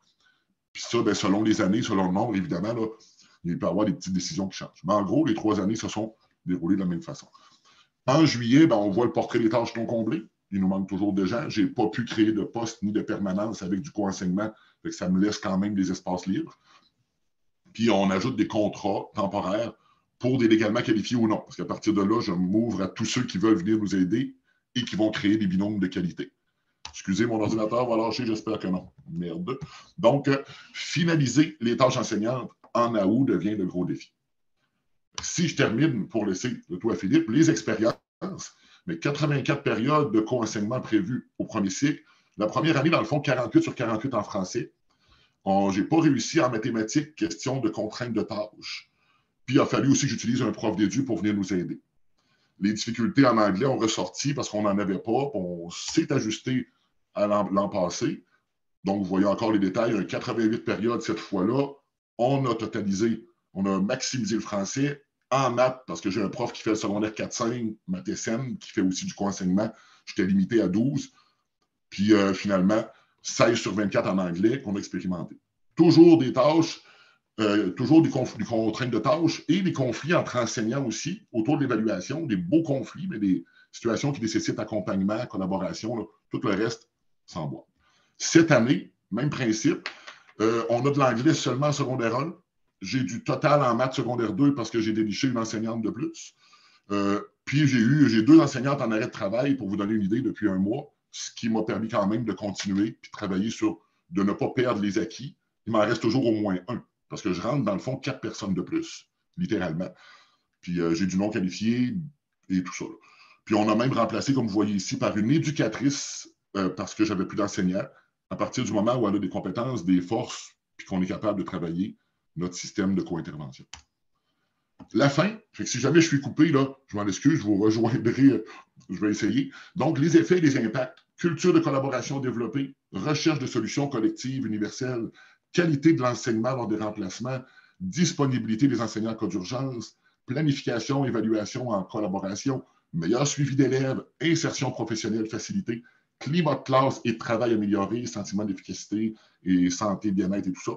Environnement éducatif, bienveillant, non coercitif, prévention, relations, attraction, rétention. J'aurais pu descendre la liste assez longtemps. Puis les défis, en fait, c'est de documenter, je dirais, tout ça. C'est documenter finalement qu'il y a moyen, je dirais, vraiment d'avoir une école qualité. J'invite tous ceux qui veulent venir faire du tourisme pédagogique, qui voudraient parler à des enseignants. On a 5 ans de vécu, puis je vous dirais que ça fait de plus en plus partie de notre culture, de ce qu'on est comme école, puis on ne voudrait plus revenir en arrière. Donc, sur ce, je repasse le bâton à Philippe en espérant que je n'ai pas tout pris le temps. Je n'avais pas de chrono. Donc, merci beaucoup, puis n'hésitez pas à me contacter si vous voulez aller plus loin. C'est rien de moins qu'une passion et j'espère pouvoir influencer d'autres personnes avec ça. Merci.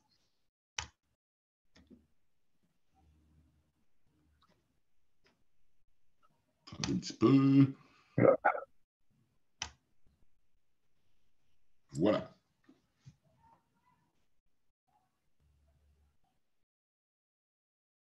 Bon, normalement, vous voyez.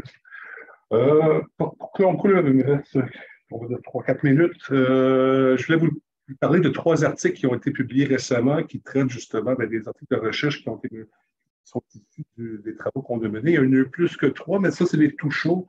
Donc, c'est les derniers DV, donc je voudrais peut-être les aborder avec vous. Première chose, vous avez vu qu'il y a quand même pas mal d'heures d'observation en classe, puis en observant en classe dans d'autres travaux de recherche, on avait déjà observé que les enseignants, quand ils travaillent à 2, se micro-concertent. C'est-à-dire pendant le match, pendant qu'ils enseignent, qu'ils se parlent en quelque sorte. Quand un enseignant est seul et qu'il parle tout seul, mais il a l'air un peu bizarre, tandis que quand 2 enseignants enseignent dans un même local, se parler, c'est assez normal en quelque sorte. L'avantage qu'on a comme chercheur, quand on fait beaucoup d'observations, c'est qu'on peut assister à cette discussion-là, voir de quoi ils se parlent, puis là, on se rend compte, mais ils ne se parlent pas toujours de la même chose. Donc, peut-être rapidement, parce que je vais aborder après, au niveau, par exemple, quand ils se parlent, mais souvent de la rétroaction, ça va bien, oui, c'est passé ci, donc c'est un peu avoir un feedback par rapport à l'activité qui se met en place. Je ne vais pas aller dans l'ordre qui s'est présenté ici. La vérification, très souvent aussi, ils vont se parler pour se faire un bilan, dire est-ce que tout le monde a ses affaires, est-ce que tout le monde est prêt, est-ce qu'ils ont tous leur matériel, est-ce qu'ils ont tous sorti leurs documents. Donc, c'est souvent vérifier que l'activité soit qu'on puisse commencer à la mettre en place. La planification, la coplanification, quand ils coplanifient en dehors de la classe, ils ne pensent pas à tout. D'ailleurs, il y a plein de choses qu'ils oublient. Donc, c'est souvent ces petits oublis-là lors de la planification. Ah, il y a un matériel. Ah, il y a ci. Ah, il y a une photocopie à faire. Donc, c'est souvent les petits ajustements qui sont, en guillemets, réfléchis, mais qui ont été oubliés, en quelque sorte. La validation, bien, on avait des enseignants qui n'étaient pas toujours didacticiens de la matière, donc ils enseignaient. Par exemple, bien, on avait un prof de maths avec un prof d'histoire. Mais dans beaucoup de cas, le prof d'histoire, il venait voir son collègue pour valider. Est-ce que je peux dire ça? Est-ce que c'est le bon terme à utiliser? Est-ce que cette réponse-là est valable? Est-ce que cette démarche-là est valable? Donc, il venait valider, si on veut, l'information auprès de son collègue pour s'assurer qu'il ne fasse pas d'erreur pédagogique ou didactique. Aussi là-dedans, c'est dans nos écoles québécoises, il y a des TDI. Les TDI, ça coince tout le temps, ça bug, et ainsi de suite. L'avantage d'être à deux aussi, on voyait les enseignants finalement venir se donner un coup de main au niveau TDI. La correction, dans certains cas, il y a le collègue qui fait une erreur au tableau, qui fait une erreur quand il parle, il utilise un mot pour un autre. Et donc, c'est l'enseignant qui va venir voir son collègue et qui va le corriger. C'est-à-dire, ah, attention, tu as fait une faute, ou attention, tu as dit telle chose, mais probablement tu voulais dire telle autre chose. Donc, on est vraiment en plus ici dans l'erreur qui a été faite, tandis que la validation, c'était l'erreur à ne pas faire précédemment. L'idée d'évaluation, ben, être à deux en classe, les enseignants évaluent constamment les élèves, font des évaluations formatives et très souvent, les enseignants vont se rencontrer pour discuter. Ah, tu as vu que tel élève est capable de faire ça ou pas capable de faire ça. Ah, maintenant, il a acquis tel niveau de compétence, ainsi de suite. Et la coordination, bien, dans certains cas, ben, l'activité ne se passe pas comme prévu. Donc, on va coordonner. On n'aura pas le temps ou on aura trop de temps. Et donc, comment finalement on va modifier légèrement l'activité pour qu'elle soit faisable? La régulation, c'est quand souvent ça va demander un travail un peu plus important de modification. Et enfin, la discussion, c'est quand les deux enseignants discutent de choses et d'autres, parce que oui, ça arrive quand on est à deux qu'on ne parle pas juste d'école. Parfois, ils vont parler de projet directeur d'école ou des choses comme ça. Je termine avec gestion de classe. Aussi un article qui a été publié tout récemment, la semaine dernière. Les enseignants aussi, ça, ce n'était pas un effet qu'on avait prévu, ce n'est pas ce qu'on observait au départ, mais en fait, dans les entretiens, c'est ressorti de façon très importante. Donc, c'est des questions qu'on a rajoutées dans la 3e année de la recherche. Et les enseignants disaient tous, mais en co-enseignement, la gestion de classe est facile. En co-enseignement, je n'ai pas de gestion de classe. En co-enseignement, mon groupe est facile. Et donc, on a voulu analyser, savoir dire, mais pourquoi c'est plus facile et pourquoi ça marche de cette manière-là. Première chose, le premier facteur qu'on a isolé, c'est la coprésence. La coprésence active. J'ai deux enseignants en classe. Le deuxième, par exemple, va se promener, va se balader, va circuler à travers la classe, va regarder les élèves. Et ça, on voit déjà que ça a un effet. Souvent, il y en a un devant, un derrière. Il va s'approcher, juste en s'approchant ou en s'assoyant dans une zone de la classe. Cette zone-là est un peu plus calmée. Donc, il n'y a pas vraiment d'intervention en tant que telle, sinon il est actif, il regarde et se promène un petit peu dans la classe et essaie d'occuper tous les espaces de la classe. Le deuxième point, c'est l'intervention rapide. Bien, vu qu'il est un peu présent un peu partout dans la classe, l'intervention, souvent, on va intervenir très rapidement sur un problème de comportement. C'est-à-dire, oui, parfois, il y a une main levée, l'enfant ne comprend pas quelque chose, il aura sa réponse rapidement. Et un enfant qui n'a pas son matériel, qui n'est pas à sa tâche, qui ne se met pas en activité, à deux, là, l'intervention est beaucoup plus rapide, donc ça évite souvent un débordement ou une absence d'intervention qui va mener parfois l'enfant à avoir un mauvais comportement.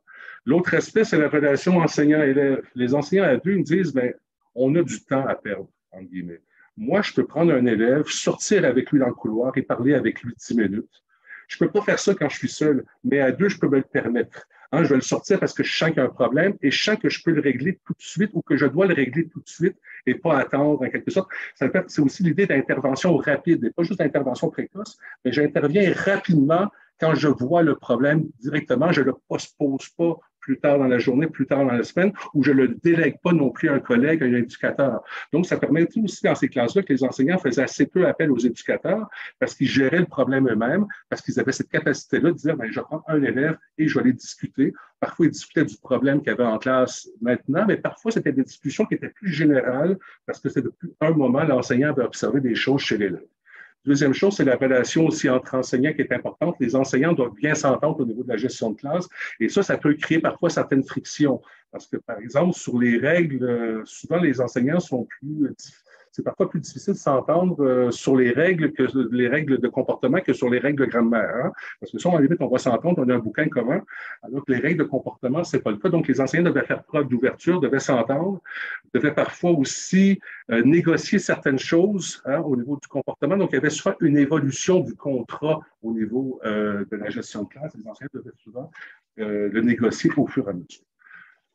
Donc, probablement, je déborde un peu, mais voilà. Donc, globalement, je termine. C'était un point. La question de la gestion de classe est un point aveugle de la recherche. On en parle très peu dans la question du co-enseignement, ou si on en parle, on dit que le co-enseignement ne doit pas servir à ça. Mais c'est un impact du co-enseignement. Ça a un effet sur la gestion de classe et justement, ça peut permettre aux enseignants souvent de prendre des risques pédagogiques plus importants. T'sais, si ma classe est plus calme, si mes élèves sont plus au travail, sont plus engagés, peut-être que je peux développer des activités pédagogiques un peu plus stimulantes. Il y a une négociation. On le voit aussi, l'importance de l'intensité, de la durabilité. Quand mes couples sont intenses, quand ils se voient beaucoup, puis quand ils sont durables, ça a un effet aussi. Hein. Quand j'ai des vieux couples de 2-3 ans ou quand j'ai du 100% du cours de français, on voit un effet aussi plus important. L'idée d'allègement de la charge de travail des enseignants, souvent ils disent que la gestion de classe, c'est un peu le morceau le plus chiant finalement de ma tâche, ce que j'aime le moins faire en enseignement, mais ils disent que dans une classe de co-enseignement, cette charge-là est beaucoup plus allégée. L'importance d'occuper tout le territoire. Hein. Il y a des zones parfois que les enseignants ne veulent pas aller ou pas regarder, mais il faut aller un peu partout. Par contre, il y a un risque de pédagogie carcérale. Tiens, j'ai un enseignement qui est un petit peu plus chiant, qui est un petit peu plus transmissif, un peu plus ennuyeux, mais quand on est à deux, je peux m'assurer que tout le monde écoute ou fasse semblant d'écouter. Donc, faire attention à ce niveau carcéral-là. L'idée du co-enseignement, c'est pas de contrôler mieux les élèves, donc, c'est de profiter que la gestion soit positive pour justement mettre en place des activités pédagogiques plus intéressantes. Donc, permettre une prise de risque pédagogique. Il y a un truc qui est sorti aussi dans les entretiens qui était très fort, c'est quand les gens parlent de gestion de classe, du comportement, ils utilisent souvent le terme papa, maman, être deux, nous deux. Hein, cette question-là, on voit vraiment qu'elle est gérée de façon commune. Souvent, ils vont se mettre des rôles, hein, bon cop, bad cop, des choses comme ça. Mais le fait d'être à deux, d'avoir cette dualité-là, aussi, il voit que c'est vraiment un avantage parce qu'il voit qu'il peut, par exemple, parfois rester sur scène devant la classe et un peut aller en coulisses avec certains élèves. Donc, on voit vraiment que cette question de dualité-là au niveau du co-enseignement est très importante. Je vais m'arrêter ici parce que sinon, je ne m'arrêterai plus jamais. Donc, merci. Je pense que c'est très bien ici. On va aller effectivement, je vous remercie infiniment, M. Tremblay, ainsi que M. Servant. Je retiens l'invitation de Marc Servant au tourisme pédagogique. Je pense que si on avait les moyens, on se lancerait dans cette proposition-là.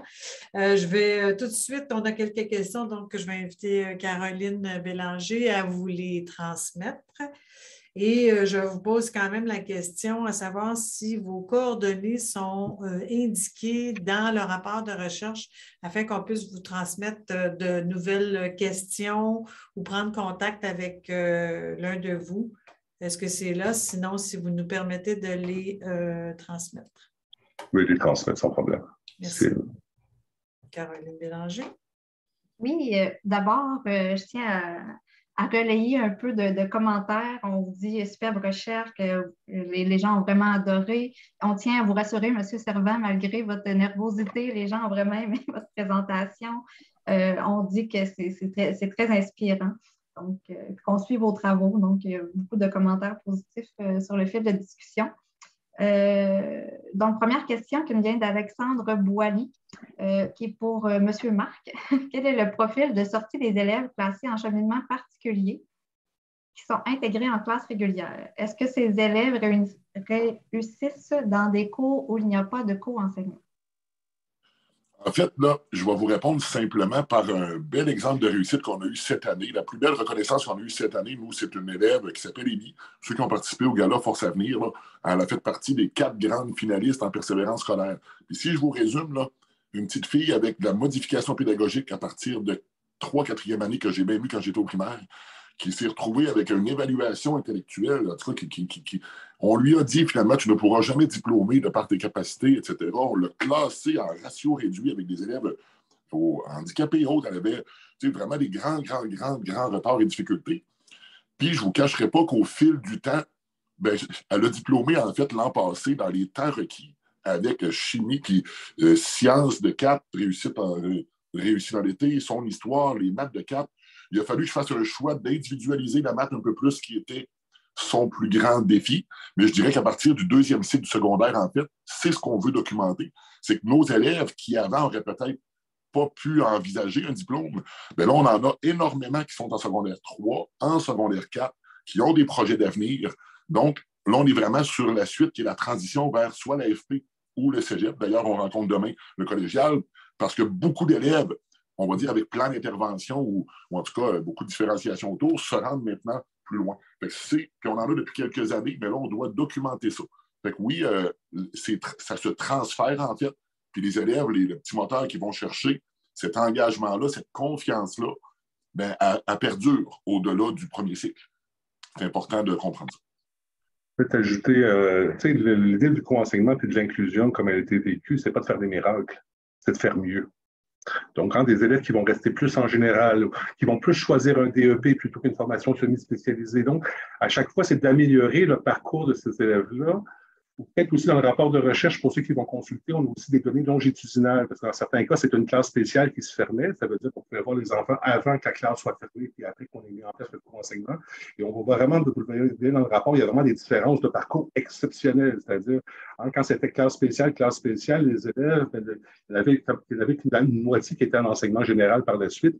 Quand on fait classe spéciale, classe de co-enseignement, on voit qu'il y a vraiment une différence au niveau de parcours des élèves. Donc, ça change profondément le parcours. Ces élèves qui vont rester plus en général, qui vont faire des parcours, on va dire, plus valorisants. Il y a moins de décrochage, moins d'orientation vers les classes spéciales, moins de redoublement aussi pour les jeunes qui sont passés par des classes de conseil. Je vous invite à consulter le rapport pour avoir ces données-là. Parfait, merci beaucoup. Ça continue à rentrer les commentaires, que c'est très intéressant sur le fil de la discussion. J'ai une autre question de Luc Robichaud qui qu'il imagine que pour y arriver, la totalité des périodes d'enseignants ressources, en fait, étaient utilisées pour le co-enseignement. Est-ce que c'est bien le cas? Oh, je vous dirais la totalité de toutes. Dans le fond, c'est qu'il y a vraiment un focus, comme on dit tantôt. J'aimais les expressions là, de présentateurs précédents, alignement, cohérence. À un moment donné, si on se disperse dans tout ce qui est bon et qui est intéressant, ça va être difficile. Là. On va faire ça commence à faire quelque chose qui est assez multicolore. Puis moi, c'est vraiment un choix de tout concentrer là. L'enseignement ressources, de l'énergie, toutes les mesures. Nous, on fait un choix. Là.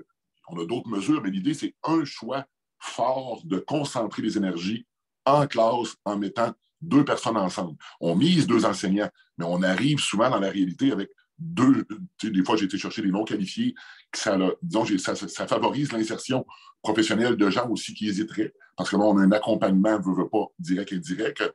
Donc, oui, il y a une concentration de ressources. 24 sur 24, les 30 périodes du groupe fermé, le reste, on se le paye. Puis là, on est mur à mur, on mise sur du total le plus complet possible pour être certain d'attirer le plus de gens et de ressources possibles. Parce que la réalité, au mois d'août, nous rattrape toujours.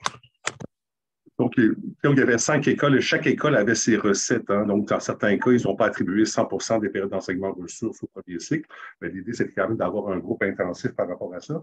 Mais il y a quand même un truc qui est peut-être transversal, c'est l'idée aussi de jouer avec les enveloppes.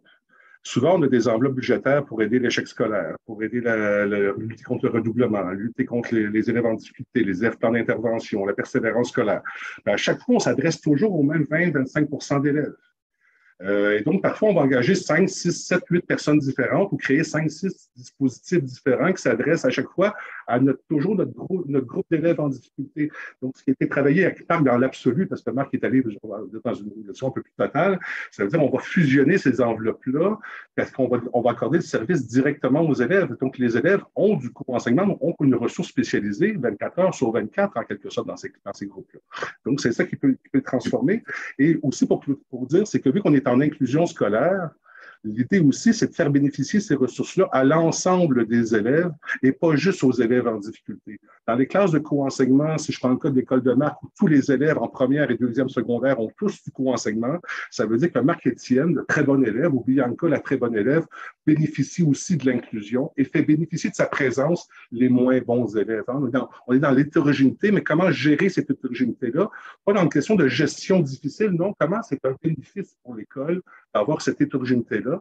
Mais on peut justement en faire bénéficier tout le monde parce que justement, on est à 2 en classe et on peut pousser plus les plus forts et pousser plus les plus faibles aussi. Hein, et pas juste s'axer sur un groupe de population, c'est travailler sur le collectif parce qu'on sait aussi que la classe hétérogène est celle qui bénéficie plus aux plus faibles. Donc, comment finalement garder, comment avoir une hétérogénéité positive et comment faire en sorte que le parent de Marc-Antoine, et ça nous est arrivé souvent, dise à la fin de l'année, ouais, le enseignement gigataire à 100%, alors que son élève n'est pas en difficulté. Et là, je pense qu'on a gagné quelque chose au niveau de l'inclusion scolaire quand même les bons élèves et les riches parents disent « Ah, moi, je veux du co-enseignement », alors que ça n'a pas été prévu initialement pour eux. Mais on a besoin d'eux dans ce projet-là. On a besoin des forts, on a besoin des moyens, on a besoin des faits parce qu'on forme une société, une école en commune, ensemble. Parfait, merci beaucoup. Peut-être rapidement, parce qu'il ne reste pas beaucoup de temps. On avait une dernière question qui nous vient de José Bertrand. Elle nous demandait qu'en est-il de la constitution des groupes, donc la répartition des élèves ayant des besoins particuliers dans les différents groupes. Je me permettrais peut-être, Philippe, là-dessus, ben, entre le départ où il y avait, quand une école s'initie au co-enseignement, je crois que c'est bon d'être stratégique avec les enseignants, des fois plus ciblés. Donc, la composition des groupes, peut-être au départ, va être différente. Nous, vu que là, on est rendu dans une universalité un peu plus, puis un co-enseignement total qui touche le cycle au complet, ben, on a vécu, je dirais, on mise sur des groupes très équilibrés, très équitables en termes de nombre d'élèves à besoin. C'est vraiment le défi. Puis là, ce qui nous pose un problème, c'est qu'on a de l'anglais enrichi chez nous, secondaire 1 à 5, vraiment le programme d'anglais enrichi, on le commence plus tôt. Donc là, on a vraiment la problématique puis j'avais plus de TOS cette année, donc j'ai fait faire un contrat, ça ne m'a pas aidé. Là. Fait que là, on s'est retrouvé avec un groupe fermé un peu trop fort autour de l'anglais enrichi, ce qui a débalancé un peu les deux autres groupes. Mais encore là, une chance que j'ai du co-enseignement, parce que c'est moins pire, mais notre défi est d'avoir quand même des groupes équilibrés puis d'enlever les options au premier cycle pour se donner vraiment un champ libre de placer nos groupes de manière vraiment là, des groupes balancés. Là. C'est divisé pour mieux régner, en fait. Par rapport à la composition des groupes, un facteur qui aide, c'est quand dans l'école, il n'y a pas de programme particulier. Des écoles plus inclusives, des écoles avec des gros PEI et des gros sports-études, c'est souvent plus compliqué à organiser parce qu'on a moins de cartes en jeu avec les bons élèves. Hein, dans certaines écoles aussi, on a vu qu'ils ont abandonné ou réduit les programmes particuliers. Mais au niveau de la composition du groupe, c'est souvent autour d'un tiers d'élèves à besoin, si on veut, qui sont dans ces groupes-là. Bien, chacune des écoles a des recettes. Il y a souvent deux grosses recettes. Il y a la recette classe spéciale. Dans certaines écoles, ce qu'on a fait, bien, voilà, on a une classe de deuxième secondaire, cheminement particulier. L'année d'après, ils ont mis 10 élèves dans le groupe 204, 10 élèves dans le groupe 208, et le professeur d'adaptation faisait français maths dans le 204, français maths dans le 208. Hein, donc, en guillemets, là, les ressources étaient déjà prévues. On n'a pas du tout touché à l'enseignement ressources.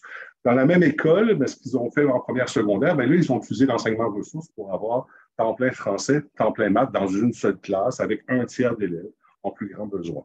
Donc, chacune des écoles va adopter des recettes par rapport justement à ses caractéristiques, son indice de défavorisation, le fait d'avoir des programmes particuliers. Ces éléments-là vont pouvoir justement, il y aura des cartes un peu différentes à avoir en main, mais quand même, l'idée, c'est de fusionner. C'est pas juste l'inclusion, c'est pas juste de mettre des élèves à besoins spécifiques en classe ordinaire, c'est mettre aussi des enseignants spécifiques, des enseignants spécialisés en classe ordinaire. Hein, c'est d'abord ça, l'inclusion. C'est une école qui se transforme. Donc, l'idée de la direction d'école, c'est comment finalement arriver à maximiser ce travail-là différencié au sein de la classe ordinaire. Et les élèves, finalement, c'est ce qui nous permet de pouvoir le faire. Donc, on ne voit plus dans les classes de co-enseignement, les élèves en difficulté sont plus finalement des élèves à problème pour lesquels il faut se débarrasser. Non, c'est des élèves qu'on a besoin d'avoir en classe parce que si j'ai ces élèves-là, j'ai les ressources qui viennent avec. Et donc, ma tâche est allégée. Philippe, dans le fond, puis je rajouterais même que le réel défi, c'est de créer des adultes, pas des adultes qui vont, je dis des fois, qui vont se marier, mais des adultes qui vont accepter de travailler ensemble dans une zone un peu peut-être, dans une zone, je dirais, on va inverser la tendance. Là. On mise sur la classe niveau 1, on lâche le reste, là, puis on fait les bonnes choses au quotidien. Donc, c'est ce travail-là, je dirais, qui est toute la complexité et la subtilité qui est difficile à lister, mais en fait, qui est de fond. Là. Donc, c'est vraiment un travail d'adulte, d'accompagnement, d'engagement, puis de leur faire confiance, de les impliquer, de leur poser des questions. Puis il y a des hauts, il y a des bas, mais c'est dans ce temps-là qu'on apprend. Fait que d'où l'accompagnement de Philippe, puis tout le travail de collaboration qu'on fait aussi chercheur-école, mais c'est ça, il y a quand même beaucoup d'échanges et de discussions dans tout ça, finalement. Merci beaucoup.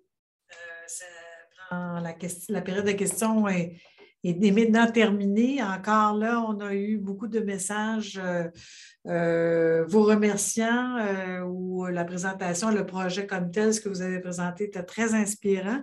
Vous avez fait mention de nouvelles publications, le besoin de documenter les actions vos travaux. Est-ce qu'il y a de prévu des documents justement pour une diffusion de guides, de blogs ou autre type de transfert de vos connaissances? Parce que je vois qu'il y a beaucoup de gens qui voudraient bien avoir plus d'instructions pour se lancer dans ce co-enseignement, ce projet de co-enseignement pour eux. Oui. Récemment, ça fait maintenant 1 an et demi, là, il y a un livre qui a été publié sur le co-enseignement, donc un livre complet, le seul livre francophone publié aux éditions de l'INS-HEA. On pourra mettre la référence aussi. Et donc, certains chapitres s'inspirent directement de la recherche qui a été faite ici. Donc, c'est un bon ouvrage, on va dire, de base pour mettre les choses en ordre au niveau de c'est quoi les configurations, comment mettre ça en place, c'est quoi le rôle de la direction. Qu'elle est aussi au niveau pédagogique, l'idée du enseignement, c'est de déplacer le curseur plus tôt dans l'apprentissage plutôt qu'attendre l'échec, c'est intervenir plus tôt. Donc, tout ça, c'est abordé. Donc, on pourra rajouter la référence. Avec l'expérience aussi, c'est se doter d'indicateurs, c'est-à-dire quand on a des directions d'école qui doivent superviser, accompagner ces équipes-là, il faut qu'ils aient certains indicateurs qui soient partagés avec leurs enseignants. Ça veut dire, est-ce qu'on est sur la bonne voie? Parce que le problème du co-enseignement, c'est qu'on n'a pas de modèle fort. Ça veut dire que ça n'existait pas quand on était jeune. Ce n'est pas encore dominant dans nos écoles. C'est l'enseignement solitaire c'est la forme scolaire dominante actuellement. Donc, parfois, pour les directions d'école ou les conseillers pédagogiques ou les administrateurs scolaires, c'est d'avoir des indicateurs qui permettent justement à chacun de s'auto-évaluer et d'évaluer son école. Pas dans l'idée de dire c'est bon, c'est pas bon, mais voici nos points de vigilance, voici nos faiblesses, voici nos points forts, et voici sur quel aspect on pourrait peut-être travailler ou qui sont travaillables ou pas, parce que certains aspects sont moins travaillables pour des questions de contingence, d'obstacles ou d'horaires, et ainsi de suite, mais sur quoi on peut justement axer. Donc, ça, il y a déjà, justement, je suis allé à l'école de Marc cet automne, on a pu travailler avec les enseignants justement sur ces indicateurs-là et comment ils peuvent s'approprier ces indicateurs-là pour s'auto-évaluer comme binôme en termes de co-enseignement. Donc, il y a différents types d'outils qui se mettent en place et il y a différents types de projets aussi qui existent de plus en plus. Il y a des recherches qui ont été faites parce qu'il y a eu cette recherche-là, mais après ça, il y a une recherche CRSH sur le co-enseignement primaire. Il y a différentes demandes qui ont été faites aussi au niveau de la recherche. Donc, le projet se développe et il y a d'autres écoles hors recherche qui ont participé aussi au co-enseignement. Dans quelques jours, je vais être à Amos pour une école secondaire qui va démarrer un petit peu un projet un peu comme celui de Marc a mené.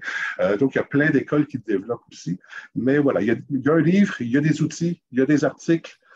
Puis, c'est un peu touffu parce qu'on a quand même pas mal de stock, si on veut, parce que c'est une recherche qui est très riche au niveau des résultats. Alors, si on a de nouvelles références, puis je m'adresse aussi à l'équipe précédente, on pourra les fournir à ma collègue Audrey, qui écrira donc à toutes les personnes qui sont inscrites à l'activité. On va fournir ces références-là et vous donner à ce moment-là le lien vers l'enregistrement de la rencontre d'aujourd'hui que j'invite donc tout le monde à diffuser ou à relayer dans vos réseaux auprès de vos collègues. Et voilà, donc je vous remercie encore une fois. Merci beaucoup pour ces présentations. Puis je vais céder la parole à Caroline Bélanger du ministère de l'Éducation pour le mot de la fin. Si vous voulez bien, peut-être tout le monde peut ouvrir sa caméra, comme ça on a un portrait de famille d'aujourd'hui. Oui, une belle grande famille, merci Geneviève. Avant de faire le petit mot de clôture que je promets très bref, je ne vais pas dépasser l'heure de midi, j'aimerais vous inviter à écrire ce que vous retenez en un ou quelques mots dans le fil de discussion des présentations de ce matin. Pour ma part, je dirais maintien des relations significatives avec les élèves, l'alignement entre la technologie et les objectifs pédagogiques, mais aussi la vision partagée par tous les acteurs.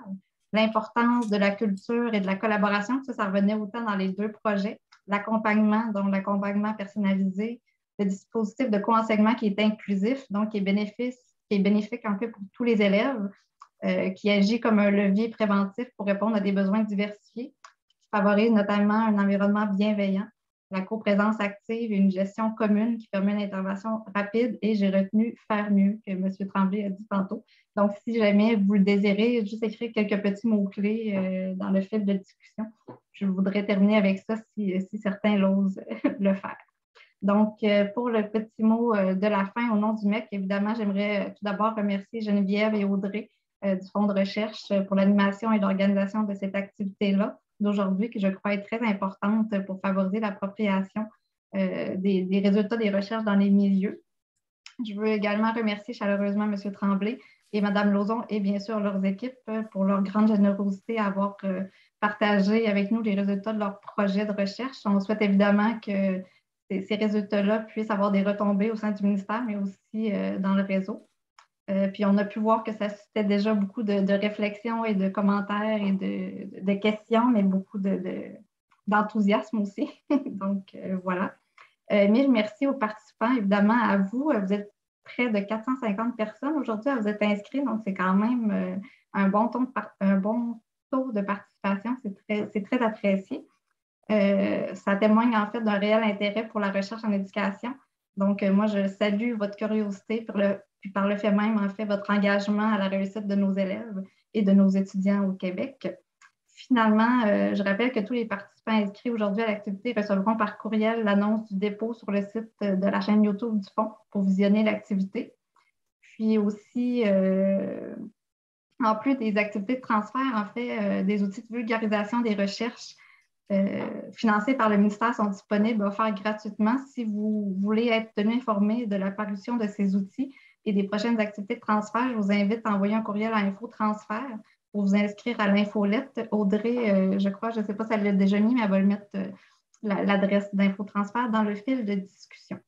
Donc, merci pour votre participation. Puis avant de vous laisser aller dîner, je vais lire quelques mots clés. Richesse, inspirant, importance de perception d'utilité, de facilité, indicateur clé, donc pertinence de contenu. Voilà quelques mots des participants qu'ils ont mis dans le fil de discussion. Merci encore. Merci à vous tous. Au revoir. Merci.